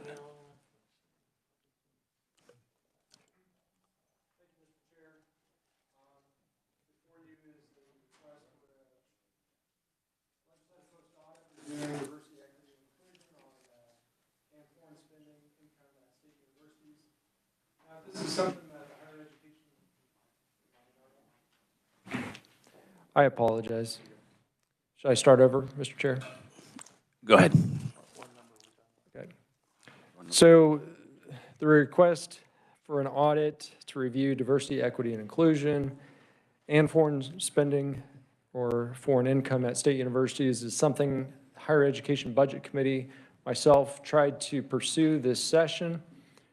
I had sent a letter to Kansas KLRD requesting basically the same information that is before you today with the legislative post-audit. However, what I got back from the Kansas Board of Regents was a 76-page report, which was not uniform in its format. It was, each university provided different information, and really a lot of the information had nothing to do with my request about diversity, equity, and inclusion. It included programs such as TRIO, which is a federal program. It included things like outreach to military veterans who are pursuing their GI Bill. Those programs have been around for decades, and that's not what I was trying to pursue. So it kind of felt like they, I guess if you will, snowed me with information. Then it was up to me to find the needle in the haystack. And so that's why I've come before the Legislative Post-Audit Committee, see if we could drill down a little bit more into some of these issues. Now, in my Higher Education Budget Committee, I've never said diversity, equity, and inclusion is good. I've never said it's bad. I'm not one to make a judgment on it, but I do know it is a very hot topic around the United States at different institutions of higher education. And what I do know is that not all of these initiatives are created equally or treated or implemented equally. So I want to look under the hood of the state universities and see what's actually going on. How big of a footprint are the universities, do they have with diversity, equity, and inclusion? And so we can make informed decisions as a legislative body. So I would stand, Mr. Chair, for any questions the committee may have. Any questions for Chairman Howe? Senator Corson. Thank you, Mr. Chair. I would oppose doing this because I think we've got a lot of other really good audit proposals that we can consider. And every year we have this challenge where we're just really tight on getting things. And I would put this near the bottom of what I would consider. And the reason is, I think what'll happen is we're going to do this proposal. If we do it, we get back and we're just going to all be pointing fingers and disagreeing and say, this should have been included. This is what DEI is. This shouldn't have been included. Why was this included? That's not DEI. Nobody really knows what DEI is. Nobody knows how to capture it. And so I think all we're going to get is more finger pointing. I agree this is a political hot button issue. And I think that's frankly another reason for the Legislative Post-Audit Committee, which is supposed to be a nonpartisan committee looking at really relevant issues for state government to stay away from. I don't see the benefit of doing this. I think we're just going to be doing this towards each other about what was included, what was counted as DI, what wasn't counted. And to me, it just doesn't seem worth our time to pursue this. And I just wanted to say that to you to give you a chance to respond. So thank you, Mr. Chair. Chairman Howe. Thank you, Senator, for sharing your concern about that. I have full confidence in the legislative post-audit staff and being able to comb through each of the universities to see exactly what they are doing. I mean, if the universities don't have anything to hide, then what's there to worry about getting more information to the legislative body, which spends record amounts of money on higher education in our state? I want to make sure that we ensure the integrity of our academic institutions. You know, I could have pursued a much more aggressive track in higher education budget, but I chose not to because I want to get information. And the more information we have, the better decisions we can make as a legislative body. So, Representative Williams. Thank you, Mr. Chair. So in your audit, you only included in the last year. Is there a reason, perhaps maybe from the auditor's standpoint, that we don't have a couple-year look at it? I don't know if that would make any difference. And then in addition to that, I'm assuming that financial contributions would include all types of grants or hires or exchanges between, let's say, professors in foreign countries. Christian? Yes, so it only looks at 1 year because we're talking about all 6 state universities.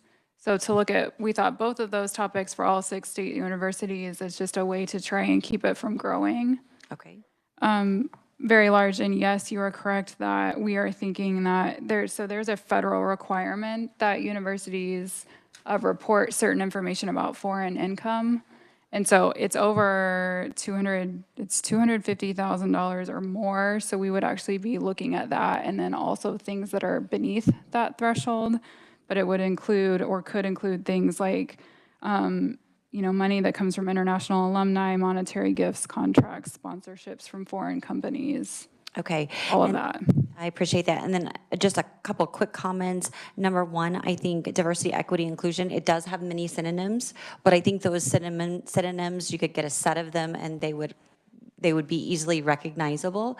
So I don't think that would be difficult in arguing or putting those together. And then secondly, I just want to commend the chair, because after listening to you on the floor and in committee, you are meticulous in your research, you're prepared. The fact that you asked the universities first for a response and then you received more information, because that's often easier. Just give a lot of information, you can never find what you're looking for. It's a needle in a haystack. So I do appreciate that a great deal, and that you have taken a really professional approach with the universities. Thank you. Representative Probst, then Senator Thompson. Thank you, Mr. Chair. Representative, I'd ask you, and then maybe the auditors might want to respond to this as well. In the report, I wonder if one of the issues is that the information would be fractioned, so to speak, and that maybe there's not exclusively standalone DEI programs, but that there's some wraparound in the normal course of business. An example would be if I was asked to break down my time between different functions in the legislature, it might be hard for me to quantify that. Is that part of the problem? And I guess for you guys, does that make this a particularly challenging audit? Chairman Howe first. Thank you, Mr. Chairman. I appreciate the question. I don't know exactly what the main challenge of the universities was in providing myself and the committee with additional information. I do believe there's many full-time diversity, equity, inclusion officers. I mean, these are high-level administrative positions at universities that are full-time. There could be components that are maybe part-time. I'm not too sure, and that's what I'm trying to seek from the legislative post-audit and trying to dig down a little bit deeper on that. Kristen, part 2. I do think that would be a challenge. So you're correct in that it's, so one of the things that we talked about was we would focus this more on departments and staffing and not things like curriculum. If there are, like, let's say one-time events, a speaker who comes on campus, those sorts of things. So it would be really important, I think, for us to establish a definition up front.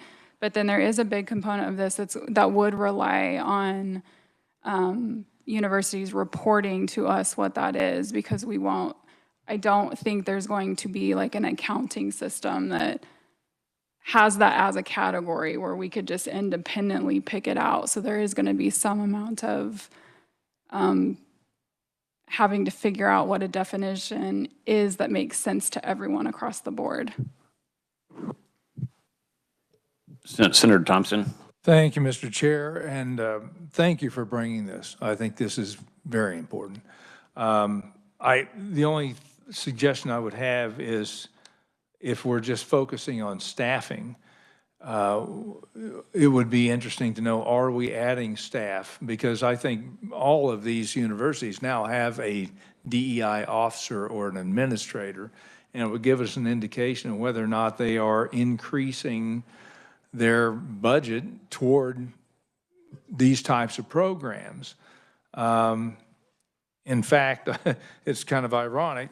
There's a whistleblower from Shawnee Mission School District that just wrote a letter about how the DEI programs in that school district are causing teachers to quit because they are being forced into this DEI training. It would be interesting to know whether or not these schools are forcing staff to take these training courses as a requirement, and why. What exactly does that accomplish? So I think this is a very important audit. I think we need to identify this and, maybe look at a 2 or 3 year period to see if the staffing has increased. What type of staffing, full-time, part-time, whatever. I think this is more important than people might realize. Thank you, Mr. Chair.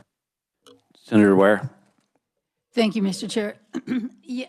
Given that from what the staff was saying, the fact that we wouldn't necessarily end up with clear answers anyway, I think we have some other higher priorities that we could look at here. Senator Tyson. Thank you, Mr. Chairman. Thank you for bringing this. I was intrigued with the fiscal portion of it, looking at foreign donation in foreign countries. I was wondering, I know it would be a little bit of an expansion on the audit, but are you looking at the students too coming over from foreign? I know I've been told that Fort Hays population, over half of the student population is China. Are you talking about the online portion? No? No? Okay. Complete. When you total the online with, when you go through the graduation book, it's over 50% of Chinese names. Chairman Howe. Thank you, Mr. Chair. I can't speak to that total number. I know there has for some time been a very robust online education program, some sort of an agreement between Fort Hays State University and I don't know what affiliates in China, but yeah, they definitely do have a big footprint there. But so I understand that the financial contributions are by federal law. Universities have to report that data to the U.S. Department of Education. However, when you go and look for that information, it's hard to figure out exactly what that funding is for. Sometimes it'll say for scholarships or tuition, but really there's not the information that I would want to know about. For instance, I don't know which year it is, but it's reoccurring. Say, for example, Saudi Arabia contributed $3.8 million to Kansas State University for tuition. That seems to be a really high amount, $3.8 million in tuition. And so I would want to know, does the university have that many students on the ground at Kansas State? Is it some online education agreement? What is tuition for out of country? I don't know these things. And so that's what I would hope the legislative post-audit could provide to us so we could make informed decisions. Former Secretary of State Mike Pompeo, and also former director of the CIA, has made some fairly significant public comments about his concern about the universities being compromised by foreign entities that would seek to do us harm. And so I don't take those statements lightly. I trust him at his word, and I think we need to ensure the integrity of our universities. And I'm not suggesting anything bad is happening, but let's get more information. Mr. Chairman. Thank you. Thank you for your response. I'll wait until we're discussing these, but I appreciate, we're probably there, aren't we, to start nominating? I'm seeing no more questions. Thank you. Thank you, Mr. Chair.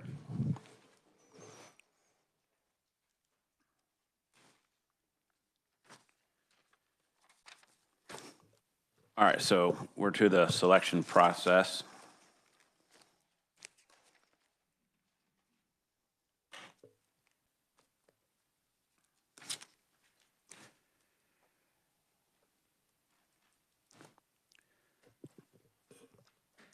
We'll open the floor to motion to ask for a audit.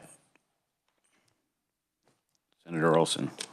I'm going to start with a simple one, then you guys can get to the tough ones.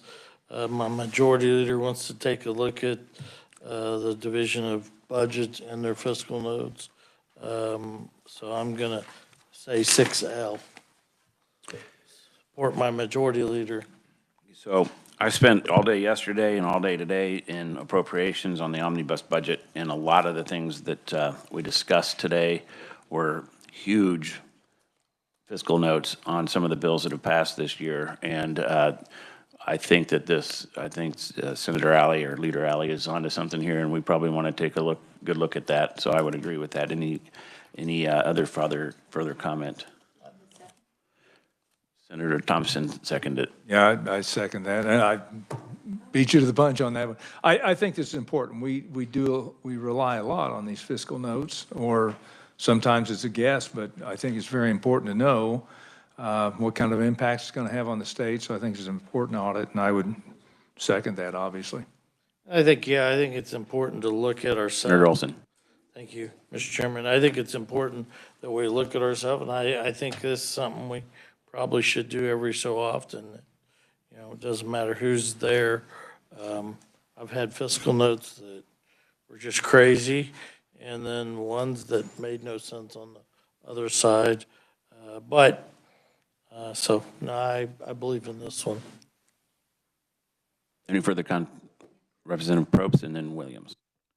I don't disagree that we need valuable information, accurate information on fiscal notes, but I don't feel the pressing concern to believe that they're not at least reasonably accurate. And when I look at the list of potential audits on this list, there are some that have much broader implications to the public, while this one is pretty narrow in assisting us in making decisions. Representative Williams.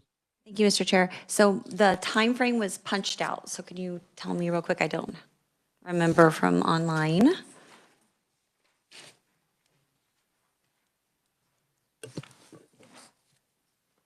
Kristen. It's 3 auditors for 4 months. Yep, down on the main one too. Thank you. And then my question is, was there anything in here? I thought maybe I saw it, but I don't now as I review it again. I think one of the biggest problems we have with our fiscal notes is they're done initially and then they're never updated at all. Was that ever mentioned in this plan? Kristen. I mean, that could be so when we reviewed, it'd be like a selection of fiscal notes. It could be that in some of them that we review, if they are quite a bit different, like based on reality to what was estimated, and that's because of some of that, it would come out in that way. Okay, because I don't know that it is general practice here at the Capitol for fiscal notes to be updated. And that is pretty frustrating because we do look back and we we don't necessarily rely on them. I think many of us discard them often because we can't rely on them. Right, thank you. Representative Sutton. Thank you, Mr. Chair. Not to beat a dead horse, I think we all agree that this is a pretty decent one, but I would also be very interested, okay, -1. I would also be very interested, though, in finding out the methodology in creating the fiscal notes. I think that by observation only, and I don't know the answers to this, but by observation, I think sometimes we just go to the agency and say, what would this cost? And they make up a number. If they like the bill, it's a low number. If they don't like the bill, it's a high number. And I don't think there's any verification of the accuracy of that number. So I'd like to see the methodology in creating it, and hopefully it's not just spinning a wheel or rolling dice or something. Thank you, Mr. Chair. Senator Tyson. Thank you, Mr. Chairman, and I do support this motion, and if legislative post-audit needs it, I have a prime example. The fiscal note was $65 million when I put it in. When I changed one word, because I didn't approach the department or division that it would impact, it went to 0. So it is definitely a political tool, and we need to take that out of it. Thank you. So I can tell you, in 2017, when we passed the current tax plan, we were told that the LLC portion of that tax plan would amount to about $200 million. In reality, it was more like $750 million. So I would make an argument that these fiscal notes do in fact affect Kansans, because if we would have just changed the LLC portion of the tax plan back then, we wouldn't have the high rates that we do today and have the arguments that we do today, and the surplus that we have because we are overtaxing Kansans. And so that would be my argument there, and I'm seeing no more questions. You may close if you'd like. On my close, I just say I think this will make us all better legislators to understand how they work. I know as a chair, I have asked for revised fiscal notes and got them, but, maybe this is something we can improve by looking at it, improve the system to get better fiscal notes down the road as well. So I think this is a good one to start with. Okay, committee, you've heard the motion. All in favor, say aye. Aye. All against, say no. Ayes appear to have it. Ayes do have it. Motion passes. Senator Corson. Thank you, Mr. Chair. I think these CAPERS audits are really interesting. I would like to see us do more than one of the CAPERS audits, but I would propose 1S to start with because, like we've all heard, as has been discussed, the complaints about CAPERS 3, but I think what's really interesting about this audit is looking at what else could we do, what are the other options, what else is being done, what can we do on a forward-looking basis. So I think 1S would be a really positive one. That's the one I would start with. I am hopeful that somebody else will also suggest at least one of these other CAPERS audits because I think that they're all really strong candidates. So I would propose 1S, though, to start with. Okay, any discussion on that, or do I have a second on 1S? Senator Ware seconds the motion. Open for discussion. Senator Tyson. Thank you, Mr. Chairman. We are required to pick one of these, so yes, that would be the one. Thank you, Mr. Chairman. Any further discussion? Seeing none, you've heard the motion. All in favor, say aye. Aye. All against, say no. Motion passes. Sorry, Representative Williams and then Senator Ware. All right, thank you, Mr. Chair. So many good audits, and I hope they all make it, that the best rise to the top. But I am going to go ahead and offer the DEI audit. I think that the foreign investment is very important as well, and so I will offer that one. Any discussion on the DEI motion? Representative Probst. Well, I'm getting used to being the odd person out on this, but I don't know why we would spend resources, one, trying to collect information that's already federally required to be reported. And I don't know what problem we're trying to solve. And I think that we're going to ask the auditors to do the impossible by fractionating people's time and their salaries and resources on campus to try to come up with some number. So I think unless I don't have a clear picture of what problem we're exactly trying to solve here, and I think, again, we have a lot of good audits on this list that could do some real good for people in the state, I just don't see that this one accomplishes a lot for the people of Kansas. Any further discussion on the DEI audit?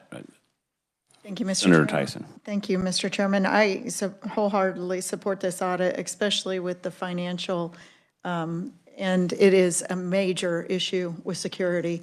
You may not be aware of it. I've definitely had a business owner in Fort Scott, Kansas. The FBI knocks on their door. They had been infiltrated, and it was a server that was used through education. And it was a Chinese operative working on it. So it is here, it is happening now, and it does need to be looked into. In fact, I don't think this will be a deep enough dive, but it is the beginning of where we need to start looking. Thank you, Mr. Chairman. Any further discussion? All right, seeing none. Second on the motion was,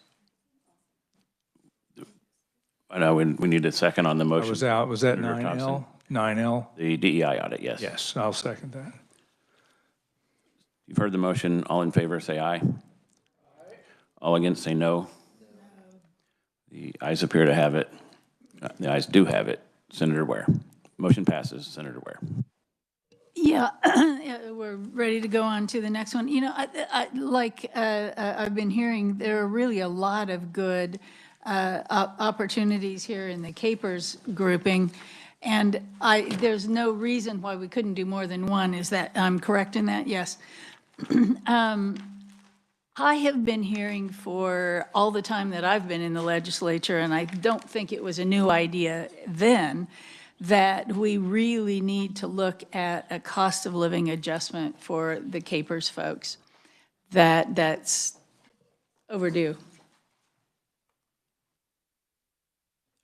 So do you have a motion to pass that, to Yes, accept please. that audit?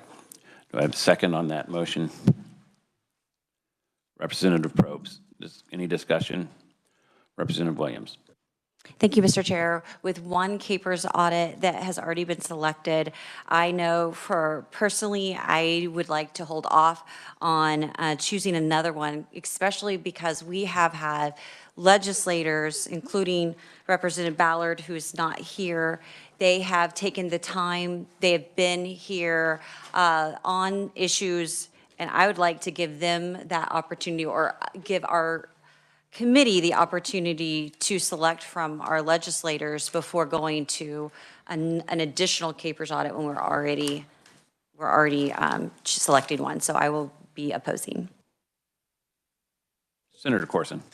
Just for clarification, this audit that Senator Ware is proposing, it is suggested by the Joint Committee on Pensions, Investments, and Benefits, which is made up of legislators. So, I mean, this is coming to us from our legislative colleagues who have asked us to take a look at this. So I would consider this to be just like the other audits proposed by legislators. It's proposed by that entire committee as a whole as a recommendation to that committee. It's why we have these joint committees to look at these issues. They've recommended this.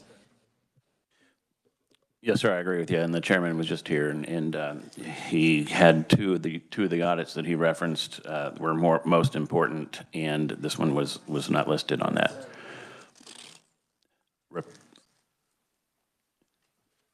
Representative Probst.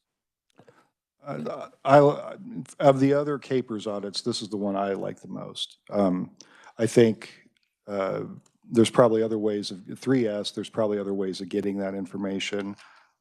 This is an issue. 2S is an issue that comes before us just about every year, and we kind of kick the can down the road. And I think this would be an opportunity to have some hard data on what we might want to do. Any further discussion? Senator Thompson. Thank you, Mr. Chair. I think doing this audit would be the first step toward creating a cost of living adjustment. With regard to these pensions, the average person out there who is not on a pension plan has a 401k, they do not get inflation adjustments. They have to, contribute to their retirement plan. They have to hope that the investments are good and that they don't lose their shorts, and that at some point they can retire. I would be very hesitant to start down this path, because I think what it does would justify a cost of living adjustment at the taxpayer's expense. And I realize we just voted to increase the pay for legislators. I don't think it has a good look, particularly with inflation. The average person is losing buying power. Everybody is losing buying power. I don't know if that actually passed. I can't remember if that was vetoed by the governor or not. But I oppose this. I do think we ought to be looking at some of these other audits. Thank you, Mr. Chair. Senator Corson. I would just say we've got to be careful sort of the arguments we're making. I mean, that was really an argument based on the policy, not really the audit. And so if we're just going to say, well, I don't want to do any audits because I think that I might disagree with the underlying policy, I think that's not really an appropriate precedent to just argue and say, well, I don't like where this is going from a potential policy perspective, so I'm going to oppose doing the entire audit. I mean, Senator Thompson's sort of presupposing what the results are going to be of an audit that we haven't even done yet. and then what policy is going to flow from this audit that hasn't even been done yet.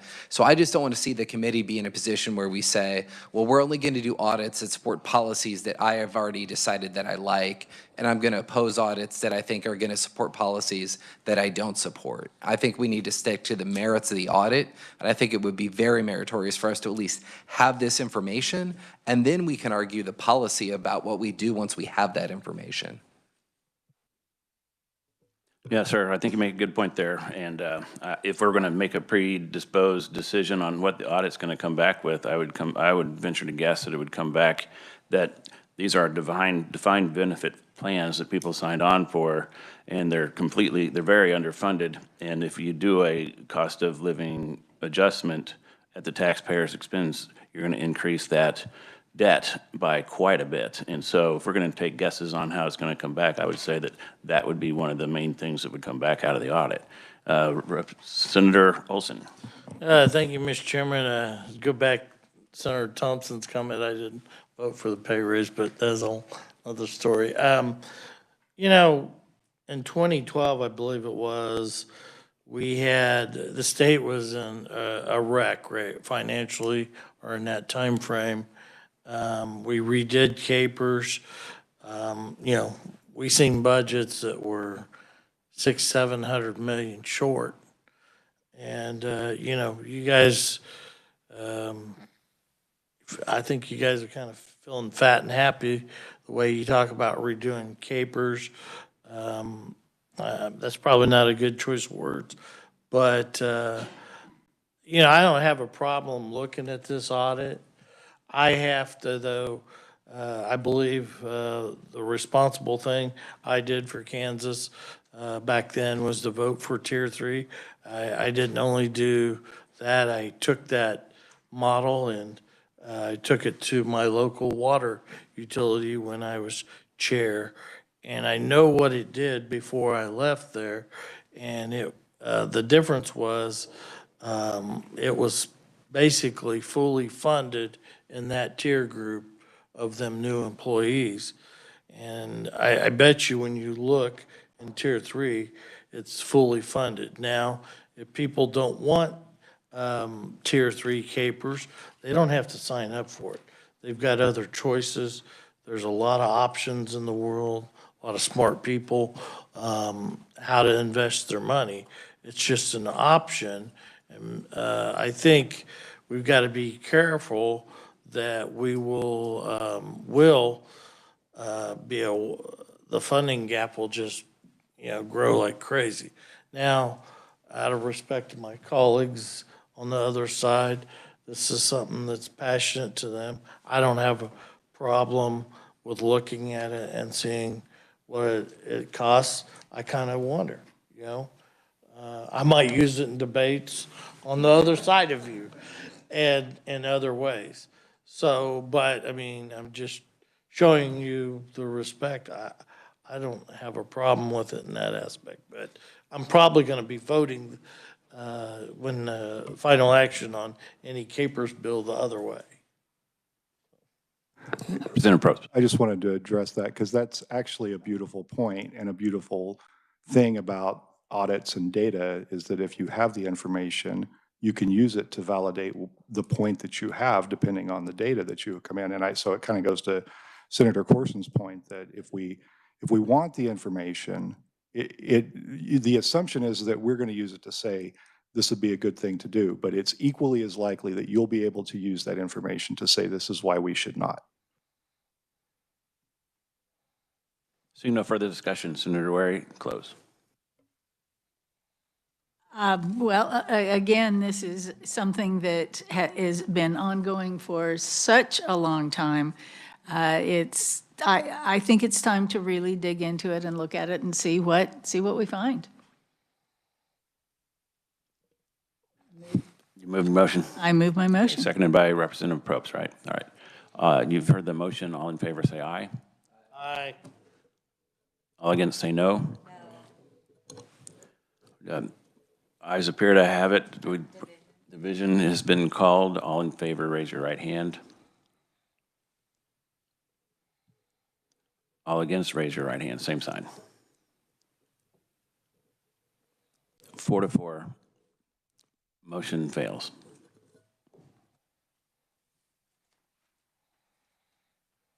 Any further discussion? Senator Tyson.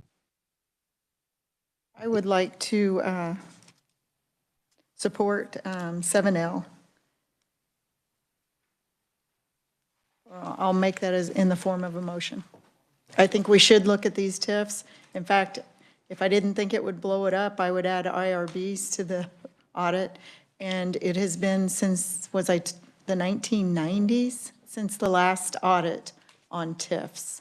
I think it's already been exposed that these need to be listed somewhere too, on a website. I mean, we haven't even started the audit and we've already found an improvement for the system. So I definitely make the motion to do an audit on 7L. The second by Representative Williams. Discussion. Senator Olson, do you have something? Thank you, Mr. Chair. I'm just tired of this war on development. It's like we've been at war with them in multiple committees for years. I don't know how you guys are gonna figure this out. I mean, how are you supposed to redevelop a White Lakes? Tell me. Just waiting for someone to come through with a bunch of money? Probably never happen. Never happen. And you'll have a white elephant sitting there forever.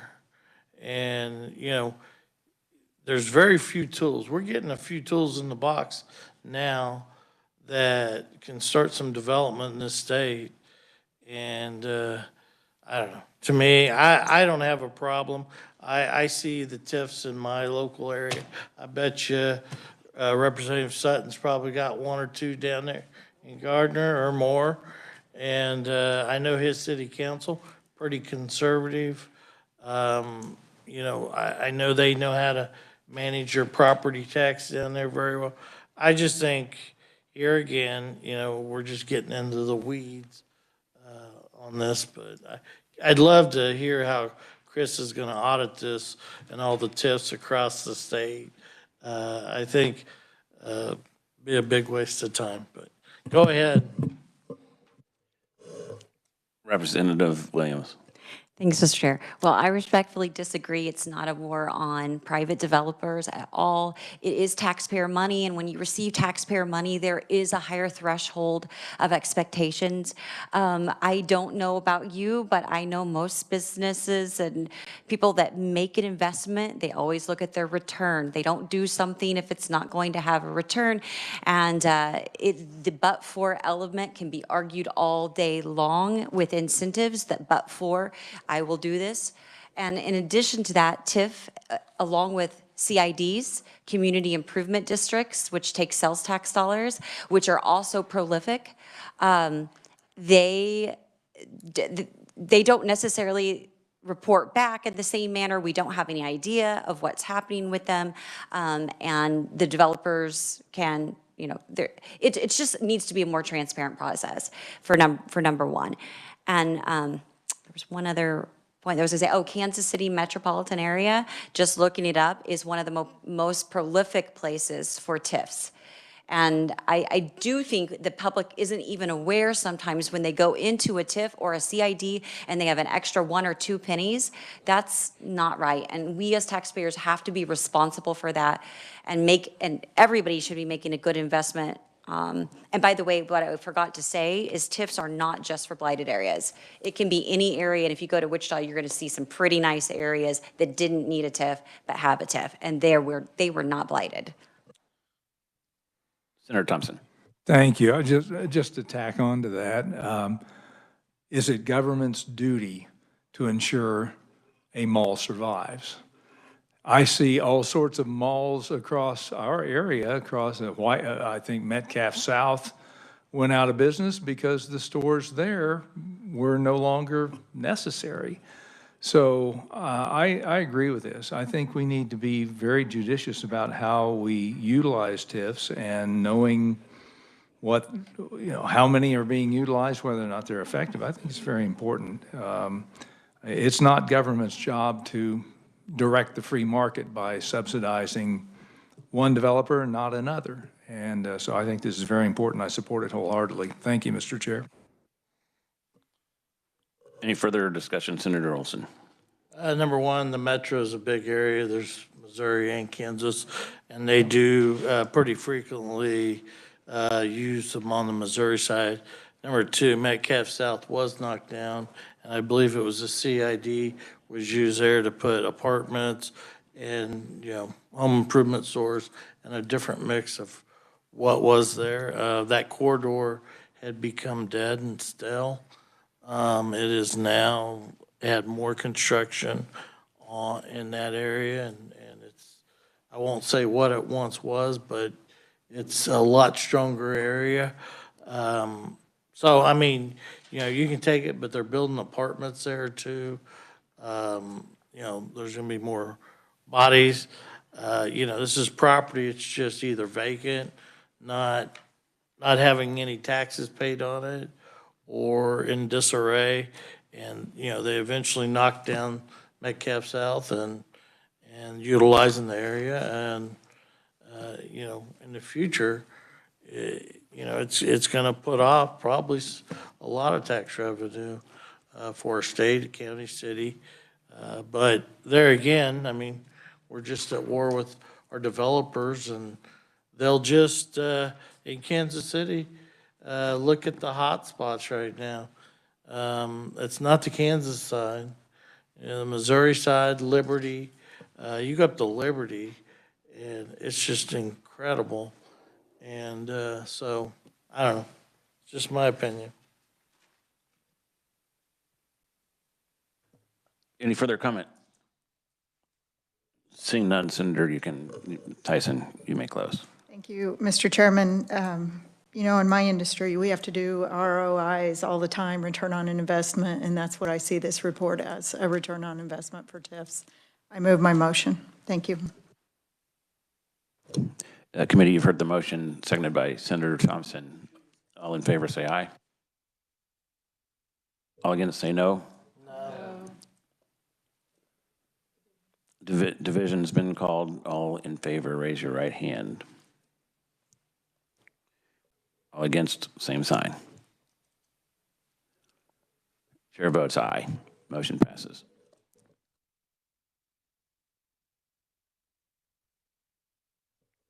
Senator Corson. I would make it, thank you, Mr. Chair. I would make a motion to do 5L. I'm really kind of intrigued by what Representative Turner laid out for us. This is the Department of Revenue's procedures to ensure correct payment for sales and compensating use taxes on motor vehicle sales. I thought the representative made a compelling case that this is worth looking into and making sure that we are, as a state, collecting what we should be collecting. So. Seconded by Representative Williams. Any discussion? Seeing none, Representative, you may close. Thank you. I would move that we do 5L. Committee, you heard the motion. All in favor, say aye.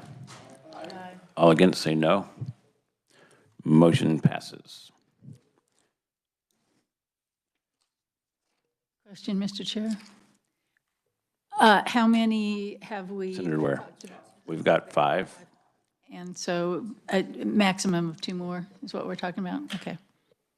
Senator Tyson. Mr. Chairman, I would move that we do 10L as the 6th one.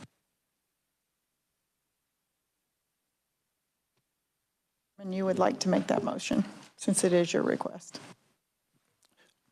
That's fine. You can make it. And appreciate it. This was brought to me by a constituent of mine who participates in the federal program for housing, and he's a landowner, and he feels like the KHRC is over-regulating and standing in the way of progress. And I agreed to go ahead and put him in touch with our auditors. He's previous Senator Steiniger is the one that brought this to us, seconded by Senator Thompson. Any discussion? Just comment? Senator Olson. I believe Senator Steiniger, when he was here, he had a tax credit project. I mean, here, once again, this is, you know, it's a federal tax credit. It's pretty high standard set by the feds on who qualifies and who doesn't. To run through the state housing department. He probably isn't qualifying for a reason. Maybe he's not qualified.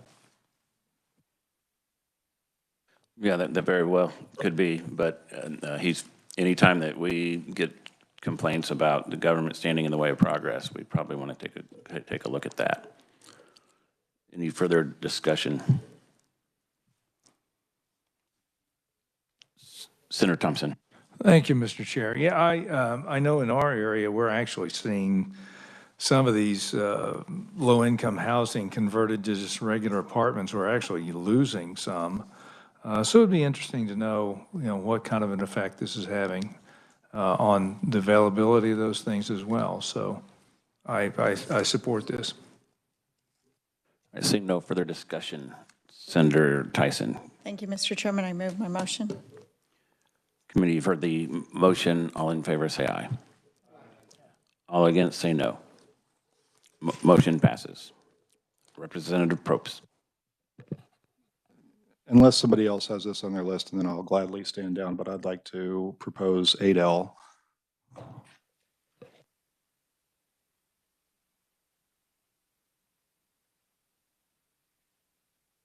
Seconded by Senator Ware. Senator Ware.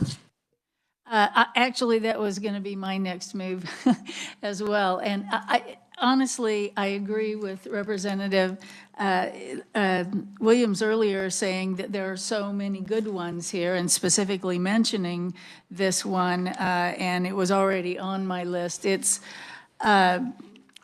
We have been squeezing this assistance for a very long time. I think it's time to look at really where we stand right now.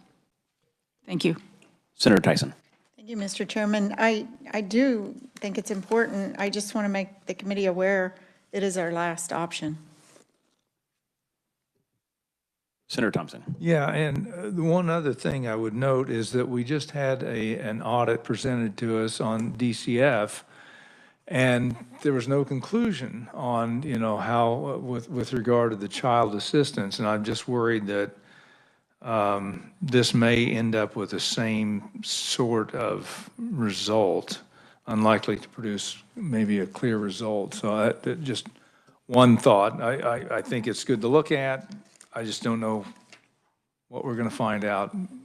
Just a suggestion. Thank you. Yeah, so we run a lot of programs. A lot of money comes out of that TANF through appropriations, and it might be a good idea to try to figure out that we're doing it right and make sure that it's being spent properly. It is, Barbara Ballard, Representative Ballard, has been on the Social Services Committee. I think the entire time she's been here, she knows it better than almost anyone in the State House. They do spend a lot of money, and it would be good to look over their shoulder every once in a while, I would think. But Senator Ware.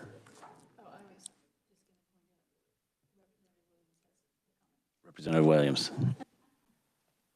Well, thank you, Mr. Chair. Okay, so what I was also going to add on to that was the same thing. It's our second largest budget, which is social service, which this is embedded in.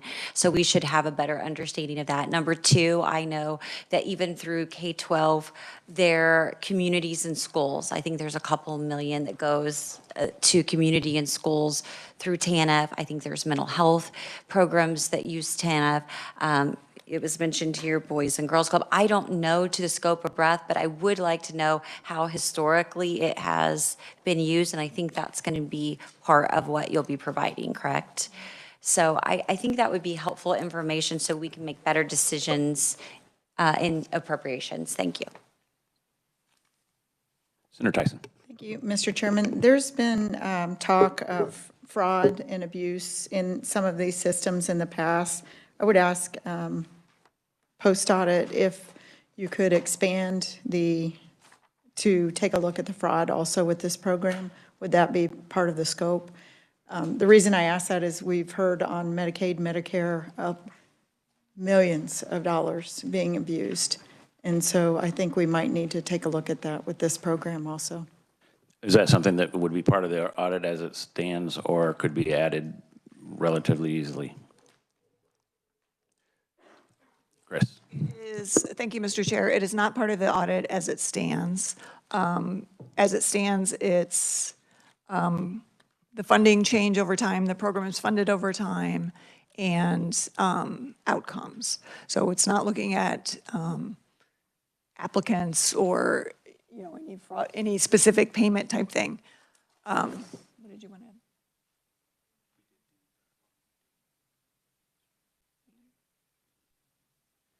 We did, our office runs a data mining component kind of in the background. We're often looking at different aspects of state spending, and we did look at the TANF program in our data mining. We did not see anything obvious that was jumping out on, that looked fraudulent on the ones we reviewed. Would you be able to get that, send that audit to us? Senator Tyson. Thank you, Mr. Chairman. And if you could open the preview up a little bit to include that, to look for some abuse or fraudulent applications, I think that would be helpful. We need to make sure that the money's getting to those that need it and that the system is working. Thank you, Mr. Chairman. Representative Sutton. Thank you, Mr. Chair. Tying into kind of the same argument there, you mentioned outcomes. What exactly are we going to be measuring? What kind of a snapshot of outcomes are we going to see on this audit? I don't need the results, obviously. We haven't done the audit yet. But I mean, as far as the methodology and what kind of data you're looking to collect and display. Thank you, Representative. As written, the question 2 on the proposal, which is in your packet, question 2 is what impact have changes to the TANF rules since 2011 had on program outcomes? So depending on the availability of outcomes data, we would look at any analyses. We can conduct some statistical analyses to estimate the effect of any major program changes like reduced benefits or increased work requirements on TANF outcomes. And by outcomes, I'm guessing it's length of time on the program, that sort of thing. Very good. That's what I was looking for, length of time in the program. That would be an excellent measurement. Excellent, thank you. Any further discussion? Representative Probst. Thank you, Mr. Chair. Before I close, I guess I'd make just a few points on this.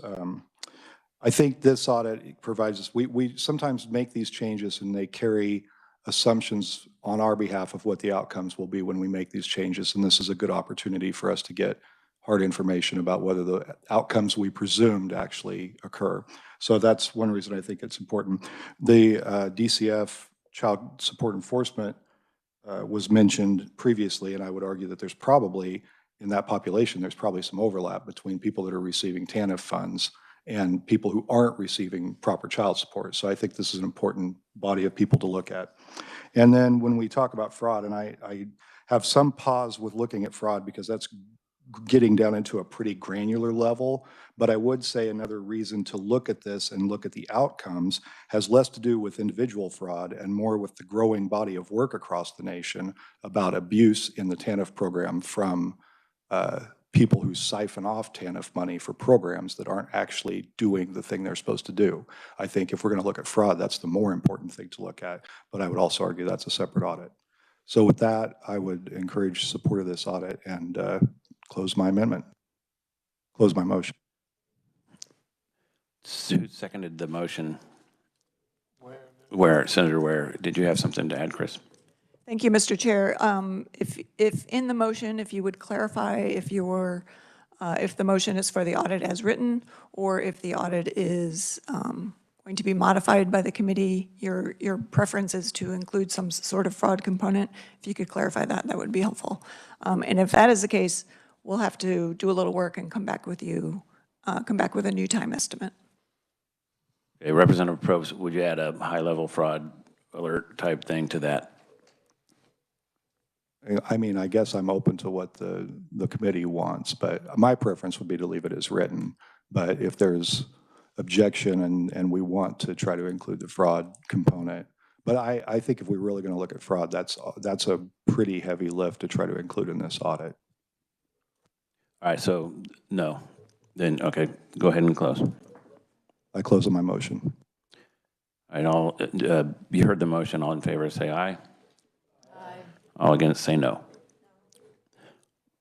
Motion passes.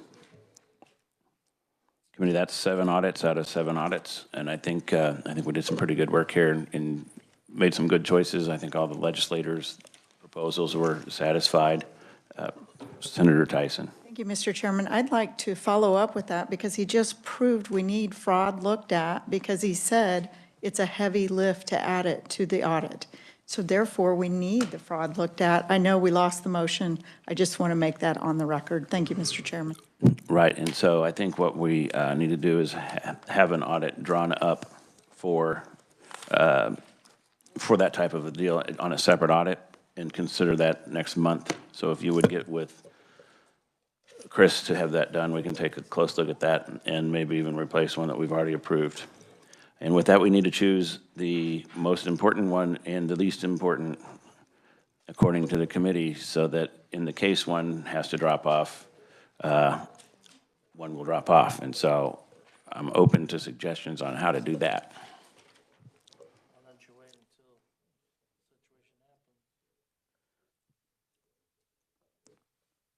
They wanted us to do that, I think. And you don't have to choose the most important one. I mean, we schedule these as staff becomes available and what makes sense in our resources. We would like to know the one that we can kick down the road the furthest in case we come into time constraints. That would be the one that would drop off. So I don't want that to be the one that you care most deeply about, is what I'm trying to get a sense of. Let's see, which ones did Representative Probst bring? In case we have to drop one off. Delay or drop off? Delay. Delay.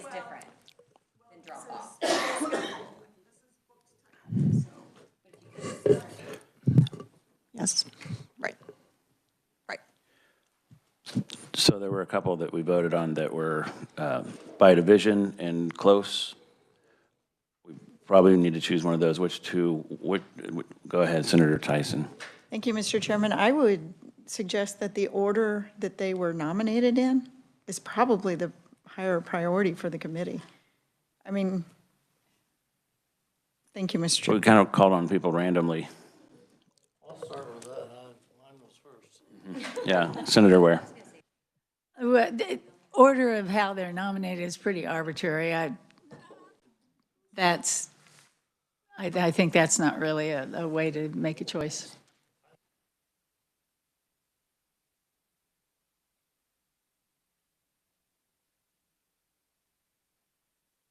Sorry. I would probably Senator Olson. take one of them off. Well, we're not taking anything off. We're putting one to come in to delay.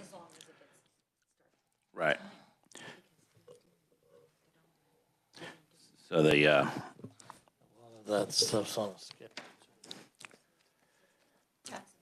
Financing one, is that what you're saying? Which was 7L, which was also the one with a division vote.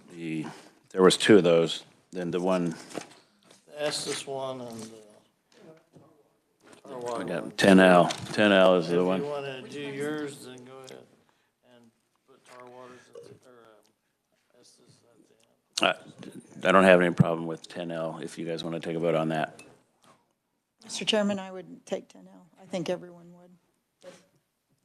All right, so all in favor of 10L being the last audit of the year?